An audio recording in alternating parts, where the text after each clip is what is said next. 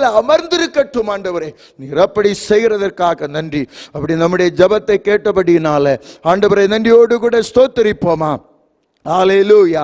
வாசத்தினுடைய முதல் நாள் தேவ சமூகத்தில் வந்து அவருடைய பாதத்தில் அமருவதற்கு நம்ம கொடுத்த நல்ல பாக்கியத்துக்காக எல்லாரும் கரங்களை தட்டி ஆண்டவரை நன்றியோடு கூட ஸ்தோத்திரிப்போம். ஹல்லேலூயா, ஹல்லேலூயா. கர்த்தர் இரட்சகருமாக இருக்கிற இயேசு கிறிஸ்துவின் பரிசுத்தமுள்ள நாமம் இம்மட்டுமாக நம்முடைய நடுவிலே மகிமைப்பட்டுக் கொண்டு இருக்கிறபடினால் நான் கர்த்தரை ஸ்தோத்திரிக்கிறேன். உபவாசத்துடைய இந்த முதலாம் நாள் நம்முடைய தகப்பனுடைய பாதப்படியிலே வந்து அமர்ந்து இருப்பதற்கு நம்ம எல்லாருக்கும் ஆண்டவர் பாராட்டின நல்ல கிருபைக்காய் நான் ஆண்டவரை நன்றியோடு கூட ஸ்தோத்திரிக்கிறேன். அவருடைய பாதப்படியிலே அமர்ந்து இருப்பது ஒரு பெரிய பாக்கியம். அவருடைய சமூகத்திலே காத்திருப்பது ஒரு பெரிய பாக்கியம். வேதம் சொல்லுகிறது, அவர்கள் அவருடைய முகத்தை நோக்கி பார்த்து பிரகாசம் அடைந்தார்கள், அவருடைய முகங்கள் வெட்கப்படவில்லை. இந்த ஏழை கூப்பிட்டான், கர்த்தர் கேட்டு அவனுடைய எல்லா இடுக்கண்களுக்கும் அவனை நீங்களாக்கி விடுவிக்கிறார். காலையில் இருந்து இந்த நிமிடம் வரை உபவாசித்து ஜெபிக்கிற ஒவ்வொரு கர்த்தருடைய பிள்ளைகளுக்காக நான் கர்த்தரை ஸ்தோத்திரிக்கிறேன். மெய்யாகவே உபவாசம் மாற்றங்களை உண்டாக்கும் என்பதிலே சந்தேகமில்லை. இம்மட்டுமாக பரிசுத்த ஆவியானவர் நம்மோடு கூட இடைப்பட்டார். தொடர்ந்து தேவ செய்திக்கு நேராக கடந்து போகிறோம். வேதம் சொல்லுகிறபடி தேவன் தம்முடைய சகல பிரஸ்தாபத்தை பார்க்கிலும் தம்முடைய வார்த்தையை மகிமைப்படுத்தி இருக்கிறார்.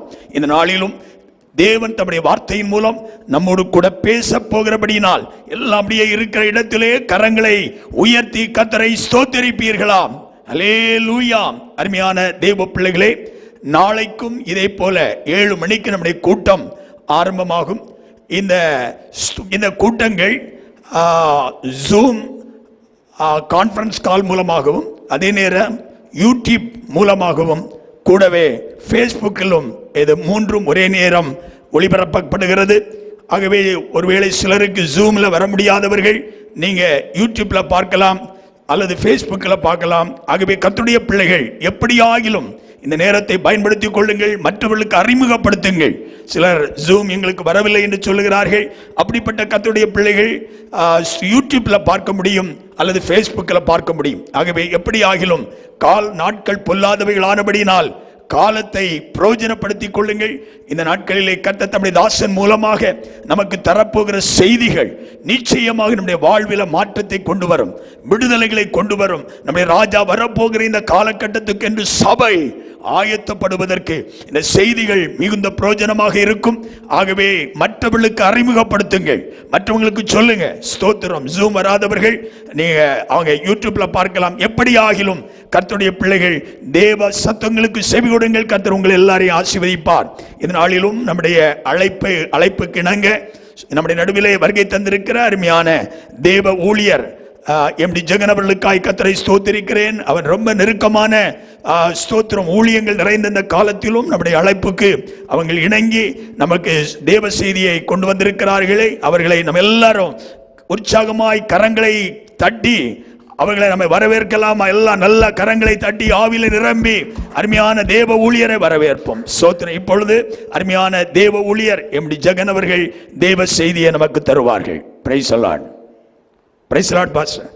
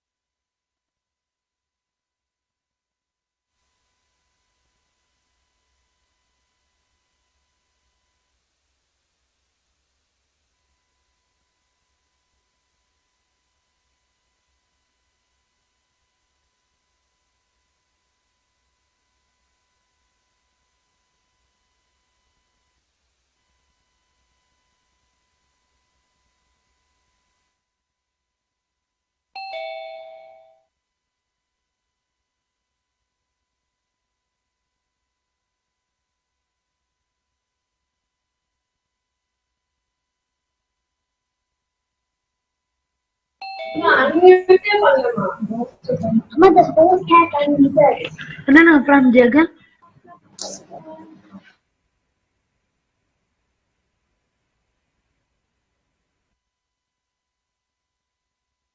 Praise the Lord. Praise the Lord for everyone. எல்லாருக்கும் இயேசு நாமத்தினாலே வாழ்த்துக்கள்.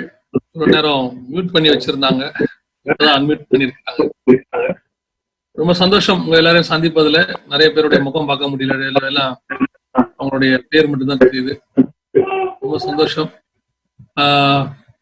ஏற்கனவே நம்ம இதே மாதிரி ஜூம் மீட்டிங்ல பார்த்துருக்கிறோம். இப்ப 2வது முறையா பார்க்கறதுக்கு ஆண்டவர் ஒரு வாய்ப்பு வந்திருக்கிறார்.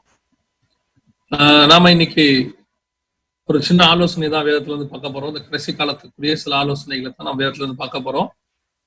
ஒரு வசனம், வெளிப்படுத்தின விசேஷம் 22ஆம் அதிகாரம் 17வது வசனத்துல இருந்து நாம் பார்க்கலாம். வெளிப்படுத்தின விசேஷம் 22ஆம் அதிகாரம் 17வது வசனத்துல ஆண்டவர் சபையை பார்த்து சொல்ற ஒரு வார்த்தையை தான் நாம இன்னைக்கு பார்க்க போறோம். என்னன்னா, ஆவியும் மணவாட்டியும் வா என்பார்களாக அப்படின்னு. இந்த மணவாட்டியை பார்த்து கர்த்தர் வா என்பார்களாக சொல்ற அந்த காரியத்தை குறித்து தான் நாம இன்னைக்கு பார்க்க போகிறோம். ஆவியும் மணவாட்டியும் வா என்பார்களாக அப்படின்னு. ஆண்டவர் மணவாட்டியை பார்த்து வா அப்படின்னு கூப்பிடணும் அப்படின்னு சொல்லி ஒரு காரியத்தை ஆண்டவர் சொல்றார். ஆண்டவர் ஏன் சபையை பார்த்து, இன்னைக்கு நம்ம தான் அந்த சபை, நம்ம தான் மணவாட்டி. ஆண்டவர் நம்மளை பார்த்து நம்ம கிட்ட எதிர்பார்க்கிற ஒரு காரியம் என்னன்னு சொன்னா, சபை அவரை பார்த்து வா என்று அழைக்கக்கூடியதான ஒரு சுபாவம் இருக்கணும் அப்படின்னு பாக்குறாரு. ஏன் இந்த வா என்று அழைக்கிற சுபாவம் இருக்கணும்? பொதுவாக ஒரு சாதாரணமாவே ஒருத்தர் வரணும் அப்படின்னா அவரை நம்ம வான்னு கூப்பிட்டா தான் வருவாங்க. அழையா விருந்தாளியே சாதாரணமா வரமாட்டாங்க யாரும். ரொம்ப பெரிய மனுஷங்களாம் நம்ம வருந்தி கூப்பிட்டா தான் வருவாங்க. சர்வ வல்லமை உள்ள தேவன் அவரை பார்த்து என்ன சொல்லணும்னு அவர் விரும்புறாருன்னா, என்னை பார்த்து வான்னு கூப்பிடுங்க அப்படின்னு சொல்றாரு. இந்த வான்னு கூப்பிடுற அனுபவத்தை ஏன் அவர் அப்படி சொல்றாரு, அதுக்கு என்ன காரணம் அப்படின்னு கேட்டீங்கன்னு சொன்னா, இது வெளிப்படுத்தின விசேஷத்துல இருக்கு. இந்த டோட்டல் பைபிள்லயுமே ஆண்டவருக்கு சில எக்ஸ்பீரியன்ஸ் இருக்கு, சில அனுபவங்கள். அந்த அனுபவத்தை எல்லாம் நீங்க கொஞ்சம் வேதத்துல நாம இன்னைக்கு பார்க்க போறோம். அதுக்கு என்ன காரணம், அதுல அவர் சந்தித்த சில சபைகள், இது வெளிப்படுத்தின விசேஷத்துல இருக்கு. அந்த சபைகள் ஆண்டவருக்கு சில எக்ஸ்பீரியன்ஸ் சொன்னாரு, சில அனுபவம். கடைசியா நம்ம அந்த அனுபவத்தை எல்லாம் நீங்க கொஞ்சம் வா என்ற வேதத்துல நாம இன்னைக்கு பார்க்க அனுபவம் என்ன காரணம், அதுல அவர் சந்தித்த சில சபை என்ன, இது வெளிப்படுத்தின விசேஷத்துல இதுக்கு முன்னாடி அந்த சபைகள் ஆண்டவருக்கு சில எக்ஸ்பீரியன்ஸ், சில அனுபவம். கடைசியா நம்ம அந்த அனுபவத்தை எல்லாம் நீங்க கொஞ்சம் 3 வகையான காரியங்களை மாத்திரம் பார்த்துட்டு இந்த முதலாம் நாள் உபவாச ஜெபத்துல நாம முடிக்கலாம் பார்த்து. இது உபவாச ஜெபமா இருக்கு, அதனால உபவாசத்தை பத்தி தான் பேசணும் அப்படின்லாம் இல்லை. நீங்க நிறைய உபவாசத்தை பத்தி நிறைய செய்தி கேட்டிருப்பீங்க. புதுசா உபவாசத்தை பத்தி கேட்க வேண்டியதில்லை, இருந்தாலும் நீங்க கேட்கலாம். ஆனா இன்னைக்கு நம்ம சபைகளை குறித்து, அதுவும் கடைசி கால சபைகளை குறித்து தான் பார்க்க போகிறோம். முதலாவதாக உன்னத பாட்டின் புஸ்தகம் 5ஆம் அதிகாரத்துல ஒரு சபையை குறித்து நாம் பார்க்கிறோம். இங்கே ஒரு மணவாட்டியை குறித்து மணவாளன் சொல்றார். அங்கே மணவாளன் வாசப்படியில் நின்று கதவை தட்டுகிறார் அப்படின்னு சொல்லி பார்க்கிறோம். இந்த மணவாளன் வாசப்படியில் நின்று கதவை தட்டுகிறது உன்னத பாட்டின் புஸ்தகம் 5ஆம் அதிகாரம் 3ஆம் வசனத்துல இருக்கு. வாசப்படியில் நின்று கதவை தட்டும் போது அங்கே மணவாட்டி படுத்திருக்கிறா. படுத்திருக்கும் போது மணவாட்டி கதவை திறக்கல, உள்ள இருந்து பேசிட்டே இருக்கா. அவரும் வாசல்ல இருந்துட்டு என்ன சொல்றாரு, என் மணவாளியே, என் சகோதரியே, என் உத்தமியே, என் புறாவை, கதவை தர, என் தலை பனியினால் நினைகிறது எல்லாம் சொல்றார். ஆனாலும் கூட அவ என்ன செய்யல, கடைசி வரைக்கும் கதவை திறக்கவே இல்லை. இது எதற்கான ஒரு அனுபவம் அப்படின்னு கேட்டீங்க சொன்னா, ஆண்டவர் இஸ்ரவேல் என்கிறதான ஒரு மணவாட்டி சபையை தனக்குன்னு செலக்ட் பண்ணார். இந்த மணவாட்டி சபையை செலக்ட் பண்ணி அது தனக்குரிய சபையா இருக்கும் அப்படின்னு சொல்லிதான் ஆண்டவர் என்ன செஞ்சாரு, செலக்ட் பண்ணி இஸ்ரவேல் சபையை தனக்குன்னு உருவாக்கினார். அதுக்கு முன்னாடி புறஜாதியார் சபை தான் இருந்துச்சு. அதாவது ஆதாம் முதல் கொண்டு யாக்கோபு வரைக்கும். யாக்கோபு தான் முதல் இஸ்ரவேல். அது வரைக்கும் புறஜாதியார் தான், நாம தான் தேவனுக்கு உகந்தவங்களா இருந்தோம். அதுக்கப்புறம் போயிட்டாங்க. அதுக்கு பிறகு இஸ்ரவேலர்களை தனக்குன்னு தெரிஞ்சுக்கிட்டார் ஆபிரகாம் வழியா. அப்படி அந்த இஸ்ரவேலர்கள் ஒரு காலகட்டத்தில் தேவனுடைய சத்தத்துக்கு செவி கொடுக்காமல் போனார். அவர் மோசையின் மூலமாக நியாயப்பிரமாணத்தை கொடுத்து எல்லா காரியத்தையும் செய்து அவர்கள் நேசித்து அற்புத அடையாளங்களை செய்து பலத்த கையினால் புறப்பட பண்ணி அவங்களுக்கு பாலும் தேரும் ஓடுகிற தேசத்தை கொடுத்து எல்லாம் செஞ்ச பிறகு அவர்கள் அந்த தேசத்துக்கு வந்த பிறகு, அங்க தேசத்துக்கு வர்றதுக்கு முன்னாடியே அவங்க முறுமுறுக்க தொடங்கிட்டாங்க. தேசத்துக்கு வந்த பிறகு இன்னும் அதிகமாக மோசம் போயிட்டாங்க. அதனாலதான் மோசே முன்னாடியே சொல்வார், உன் தேவனாய் கர்த்தர் கொண்டு போற தேசத்துல நீ போய் சேர்ந்த பிறகு அவருக்கு அருவருப்பான காரியங்களை செய்தால் இந்த தேசத்தை விட்டு உன்னை விரட்டி விடுவார்னு சொல்வார். என்ன நடந்தது? இஸ்ரவேல் ஜனங்கள் தேவன் எத்தனையோ முறை பேசியும் அவருக்கு செவி சாய்க்கவில்லை. அதோடைய ஒரு அடையாளம் தான் நம்ம இங்க பாக்குறோம். என்ன பாக்குறோம்? அவர் வாசப்படியில் நின்று கதவை தட்டுறாரு. கதவை தட்டும் போது அவ திறக்கல. அவ திறக்காம இருக்கிறதுக்கு 2 காரணங்களை சொல்றான். இந்த மணவாட்டி தன் ஏன் அந்த கதவை திறக்கலங்கிறதுக்கு 2 காரணங்களை சொல்றான். ஒன்று, அந்த 5ஆம் அதிகாரம் 3வது வசனத்துல அவ சொல்றா, நான் என் வஸ்திரத்தை கழற்றி போட்டேன் அப்படின்னு. என் வஸ்திரத்தை நான் கழற்றி போட்டேன் அப்படின்னா என்ன? ஆண்டவர் நம்ம எல்லாருக்குமே ஒரு வஸ்திரத்தை கொடுத்திருக்கிறார். அதாவது நாம போட்டிருக்கிற இந்த வஸ்திரம் அல்ல, ஆவிக்குரிய வஸ்திரம், ரட்சிப்பு என்னும் வஸ்திரத்தை ஆண்டவர் நமக்கு தந்திருக்கிறார். இந்த ரட்சிப்பு அப்படின்னா என்ன? நம்ம நிறைய பேர் என்ன சொல்றோம் அப்படின்னா, நான் ரட்சிக்கப்பட்டேன் அப்படின்னு சொல்றோம். எல்லாருமே நம்ம சொல்ற வார்த்தை, ரட்சிக்கப்பட்டீங்களா? நான் 10 வருஷத்துக்கு முன்னாடி ரட்சிக்கப்பட்டேன், 20 வருஷத்துக்கு முன்னாடி ரட்சிக்கப்பட்டோம். ரட்சிப்புல 3 இருக்கு. ஒன்று ரட்சிக்கப்பட்டோம், இன்னொன்னு ரட்சிக்கப்பட்டுக்கிட்டு இருக்கோம், 3வது ரட்சிக்கப்படணும். அதனாலதான் ஆண்டவர் சொல்றாரு, முடிவு பரியந்தம் நிலை நிற்கிறவனே ரட்சிக்கப்படுவான். ரட்சிப்பு என்பது பெற்றுவிட்டதான ஒரு பொருள் அல்ல. ரட்சிப்பு என்பது ஒரு ப்ராசஸ். அது ஆரம்பிச்சு வருகையோடையோ மரணத்தோடையோ முடிவடையும். அதான் ரட்சிப்பு. நமக்கு ரட்சிப்புங்கிறது ஒரு கான்செப்ட், ஞானசானங்கிறது ஒரு கான்செப்ட், பரிசுத்த அபிஷேகங்கிறது ஒரு கான்செப்ட். இந்த 3ஐயும் பெற்றாச்சா? நான் பெற்றாச்சு, வேலை முடிஞ்சு அப்படின்னு நினைச்சிட்டோம், அவ்வளவுதான். அனுதினமும் ரட்சிக்கப்பட வேண்டும்ங்கிறாரு பவுல். என் ரட்சிப்பு பூரணப்படணும்ன்றாரு. அப்போ இந்த ரட்சிப்பின் வஸ்திரத்தை கலைந்து போட்டேன் வசனம். அந்த மனவாட்டி சொல்றான், ரட்சிப்பின் வஸ்திரம், தன் வஸ்திரத்தை கலைந்து போட்டேன். இப்ப அவ எப்படி இருக்கிறான்னா, வஸ்திரம் இல்லாம இருக்கிறான். இது பயங்கர கொடுமையான ஒரு விஷயம். இஸ்ரவேல் ஜனங்கள் நீங்க பாத்தீங்கன்னு சொன்னா, எசேக்கியேல் புஸ்தகம் 16ஆம் அதிகாரம் 8வது வசனத்துல ஆண்டவர் சொல்றாரு, நான் உனக்கு என் வஸ்திரத்தை கொடுத்தேன் அப்படிங்கிற. அதாவது நான் உன்னை கடந்து போகும்போது நீ ரத்தத்தில் கிடந்தாய், உன்னை ஒருத்தருமே சீண்டல, நீ சும்மா இருந்த. அப்ப நான் தான் என்ன செஞ்சேன்? என் வஸ்திரத்தை போட்டு உன்னை மூடி உன்னை என்ன செஞ்சேன்? உன்னை பாதுகாத்த அப்படிங்கிற. அது உண்மை. ஒரு காலகட்டத்துல நாம எல்லாராலும் மதிக்கப்படாத ஒரு இடத்துல தான் இருந்தோம்.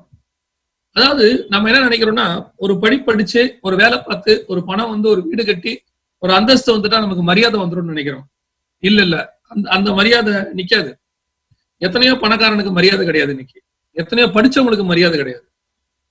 கிறிஸ்துவின் நிமித்தம் வரக்கூடிய ஒரு மரியாதை இருக்குது. அந்த மரியாதைக்கு ஈக்குவலான மரியாதை வேற உலகத்துல ஒண்ணுமே கிடையாது.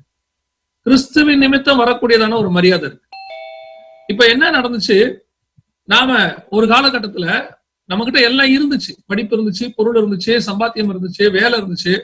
ஆனால் ஒரு உண்மையான மரியாதை யார் மதிக்கணும் தெரியுமா? மனுஷங்கிறவன் உங்களுடைய பணத்தை பார்த்து மதிப்பான், உங்களுடைய அந்தஸ்தை பார்த்து எல்லாம் மதிப்பான்.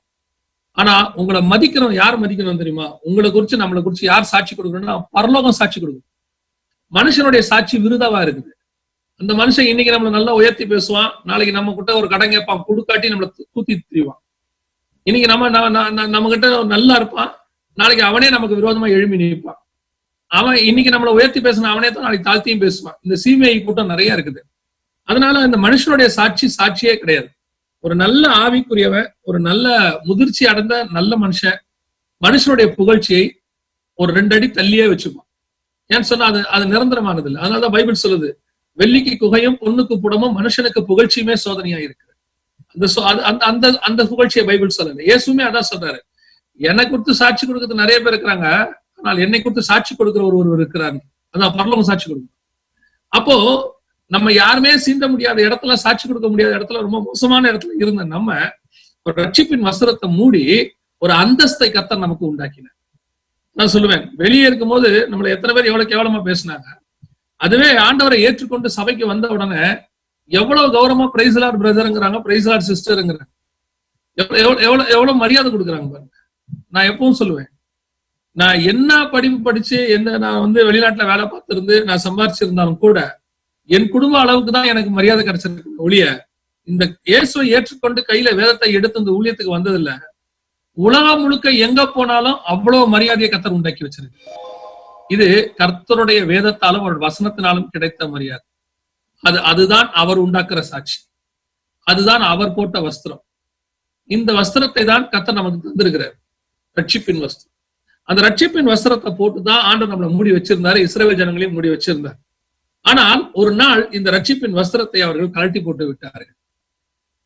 அந்த மனவாட்டி சொல்றா, நான் வஸ்திரத்தை கழட்டி போட்டேன். இன்னைக்கு நம்முடைய ரட்சிப்பின் வஸ்திரத்தை கழட்டி போட்டிருக்கிறோமா? இல்ல ரட்சிப்பின் வஸ்திரத்தோட தான் இருக்கணுமா? இல்லைங்க, நாங்க ரட்சிக்கப்பட்டிருக்கிறோம். ரட்சிக்கப்பட்டீங்க, ரட்சிக்கப்பட்டுக்கிட்டு இருக்கிறோமா? ஒவ்வொரு நாளும் தேவனுக்கு முன்பாக நின்று சுய பரிசோதனை பண்ணி பார்க்கணும். நம்மை நாமே நிதானித்து அறிந்தோமானால் நாம் நியாயம் தீர்க்கப்படும் அப்படின்னு பைபிள் சொல்லுது. ஒவ்வொரு நாளும் அனுதினமும் சோதிச்சு பார்க்கணும். ஒவ்வொரு நாள் காலையில எந்திரிச்ச உடனே சோதனைக்கணும், நைட்டு படுக்க போகும்போது யோசிக்கணும். ஆண்டவரே, இந்த நாளில் உமக்கு பிரியமில்லாத காரியங்கள் ஏதாவது செஞ்சிருக்கிறேனா? உமக்கு துக்கமான காரியங்கள் ஏதாவது செஞ்சுட்டேனா? என் வாயிலிருந்து உமக்கு பிரியமில்லாத வார்த்தைகள் புறப்பட்டுச்சா? உமக்கு பிரியமில்லாதவைகளை சிந்திச்சுட்டேனா? ஒவ்வொரு நாளும் தேவ சமூகத்துல உட்கார்ந்து ஆராய்ந்து பார்க்கணும். ஏன் சொல்றேன் அப்படின்னு கேட்டீங்கன்னா, இன்னைக்கு கடைசி காலத்துல கிறிஸ்தவம் என்பது மிக மிக மிக மோசமான கண்டிஷன்ல போயிட்டு இருக்குது. கிறிஸ்தவத்தினுடைய குவாலிட்டியை எல்லாத்தையும் கெடுக்கிறதுக்குன்னே ஒரு குரூப் உருவாயிருக்கு. அதாவது உலகத்தானை விட மோசமானவர்கள் இன்னைக்கு கிறிஸ்தவத்துக்குள்ள நுழைஞ்சிருக்கிறாங்க. அவர்களை பொறுத்த வரைக்கும் கிறிஸ்தவம் என்பது ஒரு மதம். மத்த மதக்காரங்க எப்படி அடிச்சுக்கிறாங்களோ அதே மாதிரி கிறிஸ்தவத்துல இப்ப அடிச்சுக்க தொடங்கி இருக்கிறாங்க. அகாத வார்த்தைகளை பேச தொடங்கி இருக்காங்க. கெட்ட வார்த்தைகள் வரைக்கும் பேச தொடங்கி இருக்கிறாங்க. சோ இப்ப நம்ம இன்னைக்கு லெவல்ல நமக்கு ரோல் மாடலா எந்த ஒரு ஊழியக்காரனையும் யாரையும் வைக்க முடியாத இடத்துக்கு நம்ம வந்துட்டோம். சோ இன்னைக்கு நாமே கிறிஸ்துவை ரோல் மாடலா வச்சு நம்ம ரட்சிப்பு பூரணப்பட்டாதான் உண்டு. இன்னைக்கு நீங்க நான் எப்பவுமே சொல்லுவேன், ஊழியக்காரனை என்னைக்கும் பார்க்காதீங்க, எந்த டினாமினேஷனையும் பார்க்காதீங்க, யாரையுமே நம்பாதீங்க. இயேசு கிறிஸ்து ஒருவரே பரலோகத்துக்கு போனவர், அவரை மட்டும் பாத்தீங்கன்னா பரலோகத்துக்கு போயிருவேன்.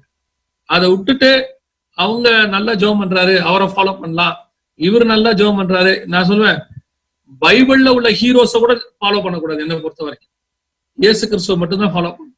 ஏன்னா பைபிள்ல கூட அவர் மட்டும்தான் சக்சஸ். நம்முடைய வாழ்க்கையில நம்முடைய ரட்சிப்பு பூரணப்படணும்னா ஒவ்வொரு நாளும் தேவ சமூகத்துல உட்காந்து ஆராய்ந்து பார்க்கணும், சுய பரிசோதனை பண்ணி பார்க்கணும். ஆண்டவரே, நான் இன்னும் என்னென்ன உங்ககிட்ட செய்ய வேண்டியிருக்கு. ஏன்னா ஆவிக்குரிய வாழ்க்கைங்கிறது ஒரு வளர்ச்சிங்க. பரிசுத்தம் உள்ளவன் இன்னும் பரிசுத்தமாகட்டும், நீதி செய்கிறவன் இன்னும் நீதி செய்யட்டும். ஆண்டவரே சொல்றாரு, அவர்கள் மகிமையின் மேல் மகிமை அடைந்து. அப்படின்னா இந்த ஆவிக்குரிய வாழ்க்கை என்பது அடுத்த லெவலுக்கு போயிட்டே இருக்கணும். நாமள என்ன செஞ்சுட்டோம்னா, ரட்சிக்கப்பட்டோம், ஞானசாரம் எடுத்துட்டோம், அபிஷேகம் பெற்றுட்டோம், ஒரு ஆவிக்குரிய சபையில மெம்பர் ஆயிட்டோம், அதோட அவ்வளவுதான். சாவர வரைக்கும் சபையில மெம்பர். செத்த பிறகு நம்மளுக்கு அவங்க புதைச்சிருவாங்க அப்படின்னு நம்ம நினைக்கிறோம். அதுக்கு நம்ம ஒரு மெம்பரா இருக்க வேண்டிய அவசியம் இல்லை. செத்த பிறகு புதைக்கிறதுக்கு நம்ம எதுக்கு சபைக்கு வந்திருக்கிறோம்? ஒவ்வொரு நாளும் ஆவிக்குரிய வாழ்க்கையில வளர்ச்சி அடைஞ்சுக்கிட்டே இருக்கணும், அடுத்தடுத்த ஸ்டேஜுக்கு போயிட்டே இருக்கணும். இன்னும் ஆவிக்குரிய வாழ்க்கையில முதிர்ச்சிக்கு நம்ம வரணும்.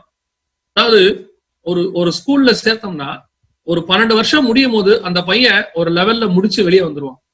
ஒரு ஹாஸ்பிட்டல்ல ஒரு பேஷண்ட்டை சேர்த்தோம்னா குறிப்பிட்ட நாளுக்குள்ள அவர் சுகமாகி வெளியே வந்துடுவார். அதே மாதிரிதான் ஒரு காங்கிரிகேஷன் நம்ம இருக்கிறோம்னா ஒரு குறிப்பிட்ட காலகட்டத்துக்குள்ள நம்ம வளர்ச்சி அடைந்து ஆவிக்குரிய வாழ்க்கையில வளர்ச்சி அடைந்து கர்த்தருக்கு என்று எழுப்பி பிரகாசிக்கிறவங்களா மாறணும். 30 வருஷம் 25 வருஷம் ஒரே ஆவிக்குரிய நிலைமை தான், எந்த மாற்றமும் இல்லை, எந்த விதமான ஆவிக்குரிய வளர்ச்சியும் இல்லை. ஆனா ஒரு சந்தோஷம் என்னன்னு கேட்டு பாருங்க. அவங்ககிட்ட கேட்டீங்கன்னா சொல்லுவாங்க, நான் 30 வருஷம் ஆண்டவருக்குள்ள இருக்கிறேன், இந்த 25 வருஷம் ஆண்டவருக்குள்ள இருக்கிறேன். எல்லாம் உண்மைதான். இதே மாதிரி நீங்க வேற எங்கேயாவது சொல்லி பாருங்க, என் பையன் இந்த ஸ்கூல்ல 25 வருஷமா படிக்கிறான், இந்த ஸ்கூல் தொடங்கின காலத்துல இருந்து படிக்கிறான், சொல்லி பாருங்க பார்ப்போம். இல்லைன்னா ஒரு ஹாஸ்பிட்டல்ல போய் ஒரு பேஷண்ட்டை சொல்லுங்க பார்ப்போம், இந்த ஹாஸ்பிட்டல் கட்டின நாள்ல இருந்து நான் இங்கதான் இருக்கிறேன், நான் 25 வருஷமா அந்த ஹாஸ்பிட்டலுக்கு நான் பெஸ்ட் கஸ்டமர்னு சொல்ல முடியுமா? ஒரு காலகட்டத்துல நாம அடுத்த ஸ்டேஜுக்கு போகணும், ஆவிக்குரிய வளர்ச்சிக்கு வரணும். அதுதான் ரட்சிப்பினுடைய அனுபவத்துக்குள்ள அடுத்ததுக்கு வரணும். நாம இன்னைக்கு கடைசி காலத்துல எப்படி இருக்கிறோம் அப்படின்னு சொன்னா, ஒரு செல்ஃப் திருப்தி வந்துருச்சு, திருப்தி போதும். அதனாலதான் அந்த மனவாட்டி போதும்னு படுத்துட்டா, வஸ்திரத்தை கலந்துட்டா, இனி அவர் வந்தாலும் சரி வராவிட்டாலும் சரி, ஓகே ரைட் படுக்கலாம் அப்படின்ட்டு படுத்துட்டாங்க. இன்னைக்கு இந்த நிலைமையில தான் பெரும்பான்மையான சபைகள் இருக்குது. பெரும்பான்மையான சபைகளுடைய நிலைமை என்னன்னா, மணவாளன் வந்தாலும் கூட வஸ்திரத்தை கலைந்து போட்டேன், இப்ப வர முடியாதுன்னு சொல்லக்கூடிய அளவுல இருக்கு. ஏன் வர முடியாது தெரியுமா? நான் எப்போ சொல்லுவேன், இயேசு கிறிஸ்து வர்றாருன்னா வந்து கூப்பிட்டு போற நிலைமையில இருக்கக்கூடாது. புதிய ஏற்பாடு சொல்லுது, அவர் வரும்போது அவரை கூப்பிடுற நிலைமையில நம்ம இருக்கணும். ஆவியும் மனவாட்டியும் வா என்பார்களா. இன்னைக்கு நம்ம இயேசுநாதர் வந்து கூப்பிட்டாலும் போக மாட்டோம். ஏன்னா எல்லாருக்கும் ஒரு ப்ராஜெக்ட் வச்சிருக்கிறோம், அத்தனை பேரும் ஒரு ப்ராஜெக்ட் இருக்கு. அந்தந்த ப்ராஜெக்டை முடிச்சுதான் நம்ம வருவோம். அந்த அளவு தான் நம்ம எல்லாருமே இருக்கிறோம். ப்ராஜெக்ட் இருக்குது இல்ல, அது வேற விஷயம். ஆனா இன்னைக்கு இயேசு வந்தாலும் போறதுக்கு ரெடியா இருக்கணும். இன்னைக்கு வந்தாலும் வஸ்திரத்தை போட்டுக்கிட்டு ரெடியா உட்கார்ந்து இருக்கணும். அதனாலதான் மணவாட்டி சபையை பார்த்து கர்த்தர் சொல்றாரு, வெளிப்பாடு 21:2, தன் புருஷனுக்காக ஆயத்தம் பண்ணப்பட்ட மணவாட்டியை போல அவள் ஆயத்தம் பண்ணப்பட்டு இருக்கு. தன் புருஷனுக்காக அலங்கரிக்கப்பட்ட மணவாட்டியை போல். அப்ப அவ எப்படி ஆயத்தமா இருந்தாங்களா? ரெடி. இயேசு எப்ப வந்தாலும் போறதுக்கு நான் ரெடியா இருக்கிறேன் அப்படின்னு. இன்னைக்கு நம்ம நிலைமையில இருக்கிறோமா? இயேசு இன்னைக்கு வந்தா போறதுக்கான நிலைமையில நம்ம ரெடியா தான் இருக்கிறோமா? இன்னைக்கு சபை படுத்து கிடக்குது. நான் திருப்பி சொல்றேன், சபை என்பது நான் சொல்றது வந்து ஹெப்ரோன் சர்ச் அல்ல. சபை என்பது நாம தான் சர்ச். நாமெல்லாம் கூடி இருக்கிறதுனாலதான் அதுக்கு பேர் காங்கிரிகேஷன். அந்த ஒரு சபைக்குள் நாம் இசைவாய் கட்டப்பட்டிருக்கிறோம். நான் தான் சபை, நீங்க தான் சபை. நான் தான் போவேன், சர்ச்சு வராது, கட்டடம் வராது, நான் தான் பரலோகத்துக்கு போவேன். அப்ப நான் ரெடியா இருக்கிறேன்னா, கிறிஸ்துவை சந்திப்பதற்கு நான் ரெடியா இருக்கிறேன்னா, என் வஸ்திரம், ரட்சிப்பின் வஸ்திரம் சரியா இருக்கிறதா, உடுத்தி கொண்டிருக்கிறேன்னா? யூதர்களுக்குள்ள ஒரு பாரம்பரியம் உண்டு. என்ன பாரம்பரியம் கேட்டீங்கன்னு சொன்னா, மணவாளன் தன் மணவாட்டியை செலக்ட் பண்ணிடுவார். நிச்சயம் பண்றதுக்கு முன்னாடி நடக்கிற சம்பவம் இருக்கிறோம். நான் தான் சொன்ன பாத்துட்டீங்க தான் சப்சிச்சு அப்படின்னா நான் தான் போவேன். சர்ச்சு வரவங்க ஒரு கல்யாண வஸ்திரத்தை கொடுத்து ஒரு கப்புல திராட்சை ரசத்தை கொடுத்துட்டு அவங்க வந்துருவாங்க. அதுக்கு பிறகு திடீர்னு ஒரு நாள் அந்த மணவாளன் அந்த மணவாட்டி வீட்டுக்கு வருவார். வரும்போது அந்த கல்யாண வஸ்திரத்தை தரித்து கொண்டவளாக, அந்த கப்புல உள்ள ரசத்தை குடித்தவளாக அந்த மணவாட்டி காணப்பட்டால் அவளுக்கு அந்த மணவாளனை பிடிச்சிருக்குன்னு அர்த்தம். ஏன்னா ஒருவேளை இவங்க கட்டாயத்தின் பேர்ல கல்யாணம் பண்ணி வச்சிடக்கூடாது. அவங்க வந்துட்டு பெற்றோர் வந்து தன் பொண்ணை ஏதாவது கல்யாணம் பண்ணி வச்சிருவோம்னு சொல்லிட்டு வேற வழி இல்லாம அனுப்பி விட்டுறக்கூடாது, முழு சம்மதத்தோட அது நடக்கணும்ட்டு அப்படி ஒரு வச்சிருந்தாங்க. எப்ப இயேசு காலத்துல, இயேசு வரும்போது யூதர்கள் இருந்தது ஒரு பாரம்பரியம். எப்படின்னு கேட்டீங்கன்னு சொன்னா, ஒரு கல்யாண வஸ்திரத்தை கொடுத்துருவாங்க. அந்த கல்யாண வஸ்திரத்தோட தான் அவன் நைட்டு தூங்கணும். இந்த மணவாளன் திடீர்னு நைட்ல வந்து பாப்பாரு. அவ கல்யாண வஸ்திரத்தோட இருந்து அந்த கப்புல இருக்க திராட்சை ரசம் குறைஞ்சு இருந்தா அந்த மணவாட்டிக்கு மணவாளனை பிடிச்சிருக்குன்னு அர்த்தம். இதான் அதை வச்சுதான் அதுக்கப்புறம் கல்யாணத்துக்கு ப்ரொசீட் பண்ணுவாங்க. இன்னைக்கு நாம அதே மெத்தட் தான் கர்த்தர் நமக்கு கொடுத்திருக்கிறார். ரட்சிப்பு கல்யாண வஸ்திரத்தை நமக்கு கொடுத்திருக்கிறார். கையில கப்பு திராட்சை ரசம் கம்பெனியில கொடுத்திருக்கிறார். இன்னைக்கு இந்த கல்யாண வஸ்திரம், ரட்சிப்பின் வஸ்திரத்தை நம்ம வச்சிருக்கிறோமா, போட்டுக்கிறோமா? நினையாத நாளிகளே மனுஷகுமாரன் வந்து பார்ப்பார். ரட்சிப்பு பூரணப்பட்டுக்கிட்டு இருக்கான்னு பார்ப்பாரு. இன்னைக்கு நம்ம எல்லாம் எப்படிப்பட்டவங்க அப்படின்னு கேட்டீங்கன்னா, முதல் வாரத்துல கம்யூனியன் கொடுக்குறாங்க அப்படின்னு சொன்னா அடுத்த 3 வாரம் தான் கஷ்டம். அந்த முதல் வாரத்திலே இயேசுநாதர் வந்தாருன்னா போயிருவோம் பரலோகத்துக்கு. ஆனா அடுத்த 3 வாரத்துக்குள்ள வந்தாருன்னா கஷ்டம். ஏன்னா நாம வந்துட்டு இப்ப அடுத்த 3 வாரம் எப்படி வேணா இருக்கலாம். முதல் வாரத்துலதான் கம்யூனியன் எடுக்க போறோம். அன்னைக்கு மட்டும் நம்ம பரிசுத்தம் ஆயிரும். அது கம்யூனியன் அடுத்த வாரம் எடுக்க போறோம்னா அதுக்கு முந்தின நாள் காத்திருப்பு கூட்டமே நம்ம வச்சிருக்கிறோம். எதுக்கு வச்சிருக்கிறோம் அப்படின்னா, நம்மளை பத்தி தெரிஞ்சிருக்குது சபைகளுக்கு எல்லாம். என்ன தெரிஞ்சிருக்குன்னா, இவங்க மொத்த 29 நாள் ரெடி ஆக மாட்டானுங்க, அந்த ஒரு நாளாவது இவங்க ரெடி பண்ணி கம்யூனியன் எடுக்க வைக்கலான்ட்டு தான் அது கொண்டாந்தாங்க காத்திருப்பு கூட்டணும்னு. அப்பனா நீங்க வந்து அந்த ஒரு நாள்ல தான் நீங்க ஆயத்தமாவீங்க. மொத்த 29 நாள்ல கர்த்தர் எப்போ வந்தாலும் போக மாட்டோம்னு அர்த்தம். அப்ப நான் அனுதினமும் ரட்சிக்கப்படுறேன்னா என்ன அர்த்தம்? என்னைக்கு என் கையில கம்யூனியன் கொடுத்தாலும் நான் வாங்கறதுக்கு ரெடியா இருக்கணும். எப்ப என்ன கூப்பிட்டு கம்யூனியன் நைட்டு 12 மணிக்கு எழுப்பி கம்யூனியன் கொடுங்க, அங்க சாப்பிடுங்கன்னு சொன்னா நான் வாங்கி வாயில போறதுக்கு ரெடியா இருக்கணும். அந்த நேரத்துல கையில உட்காந்து ஜோம் பண்ணிட்டு இருப்போம். ஆண்டவரே நான் என்ன பண்ணிருக்கிறேன், என்ன மன்னிச்சிருங்க, இனிமேட்டு நான் பண்ண மாட்டேன், அப்ப ஜோம் பண்ணோம். அப்படின்னா என்ன அர்த்தம்? நம்ம ஆயத்தமா இல்லைன்னு அர்த்தம். இன்னைக்கு நம்ம வசதிக்கு ஏற்ற மாதிரி என்ன ஆயிடுச்சுன்னா, சில முறைமைகளை உருவாக்கிட்டாங்க. யாரும் உங்களுக்காக தான் உருவாக்கிட்டாங்க, அப்படி வேற வழி இல்லாம. அன்னைக்கெல்லாம் டெய்லி கம்யூனியன் இருந்துச்சா, ஒவ்வொரு நாளும் தேவனுடைய வருகைக்கு காத்திருந்தாங்களாம். அதனால டெய்லி கம்யூனியன் எடுத்தாங்களாம். இன்னைக்கு மாசத்துக்கு ஒரு நாள் கம்யூனியன் எடுக்கிறதுக்கே கஷ்டமா இருக்குது. ஒரு சில டினாமினேஷன்ல எல்லாம் வருஷத்துக்கு ஒரு நாள் கம்யூனியன். காரணம் அவங்களுக்கு தெரிஞ்சு போச்சு 11 மாசம் இந்த பையில உருப்பிட மாட்டாங்கன்னு. நல்லா தெரிஞ்சுக்கொள்ளுங்க, கிறிஸ்து வரும்போது வஸ்திரத்தை தரித்து கொண்டவர்களாக நம்ம இருந்தா மட்டும்தான் அந்த வருகையில போக முடியும். நம்மளை யாரும் பார்க்க வேண்டாம். யாரும் இப்ப நம்மளை யாருக்குமே தெரியாது. நம்ம அத்தனை பேருமே praise lord brother, praise lord sister தான். சபையில பார்க்கும்போது நம்மள அத்தனை பேருமே பூரண பரிசுத்தவான்கள் தான். பரலோகத்துக்கு நம்ம தான் ஃபர்ஸ்ட் போவோம், மத்தவங்களும் இப்ப 2வது தான் வருவாங்க. அந்த ரேஞ்சில் தான் நம்ம இருக்கிறோம் சர்ச்சில். ஆனா இயேசுநாதர் வந்து பார்த்தாதான் தெரியும் உள்ளான வஸ்திரம் எப்படி இருக்கு அப்படின்னு. உள்ளான வஸ்திரத்தை தான் அவர் பார்க்க போறாரு. அது எப்படி இருக்குது, இது கிறிஸ்துவை சந்திக்கக்கூடிய அளவுல வஸ்திரம் ரெடியா இருக்குதா? அதனாலதான் ஆண்டவர் அழகா சொல்லுவாரு மோசேயை பார்த்து, நீ பலிபீடத்தில் ஏறும்போது உன் நிர்வாணம் அழியாதபடிக்கு உன் உள்ளான வஸ்திரத்தை தரித்துக் கொள் அப்படிம்பார். எவ்வளவு அற்புதமான ஒரு வார்த்தை தெரியுங்களா? நீ தேவனுக்குள்ள வளரும் போது வெளியே இருக்கிறவங்க தான் வெளி வஸ்திரத்தை பார்ப்பாங்க, நான் உன் உள் வஸ்திரத்தை பார்க்கிறேங்கிறார். I am talking about the inner கார்மெண்ட்ஸ்ங்கிறார். ஏன்? அந்த உள்ளான வஸ்திரத்தை குறித்து கர்த்தர் ஒருவரே அறிந்திருக்கு.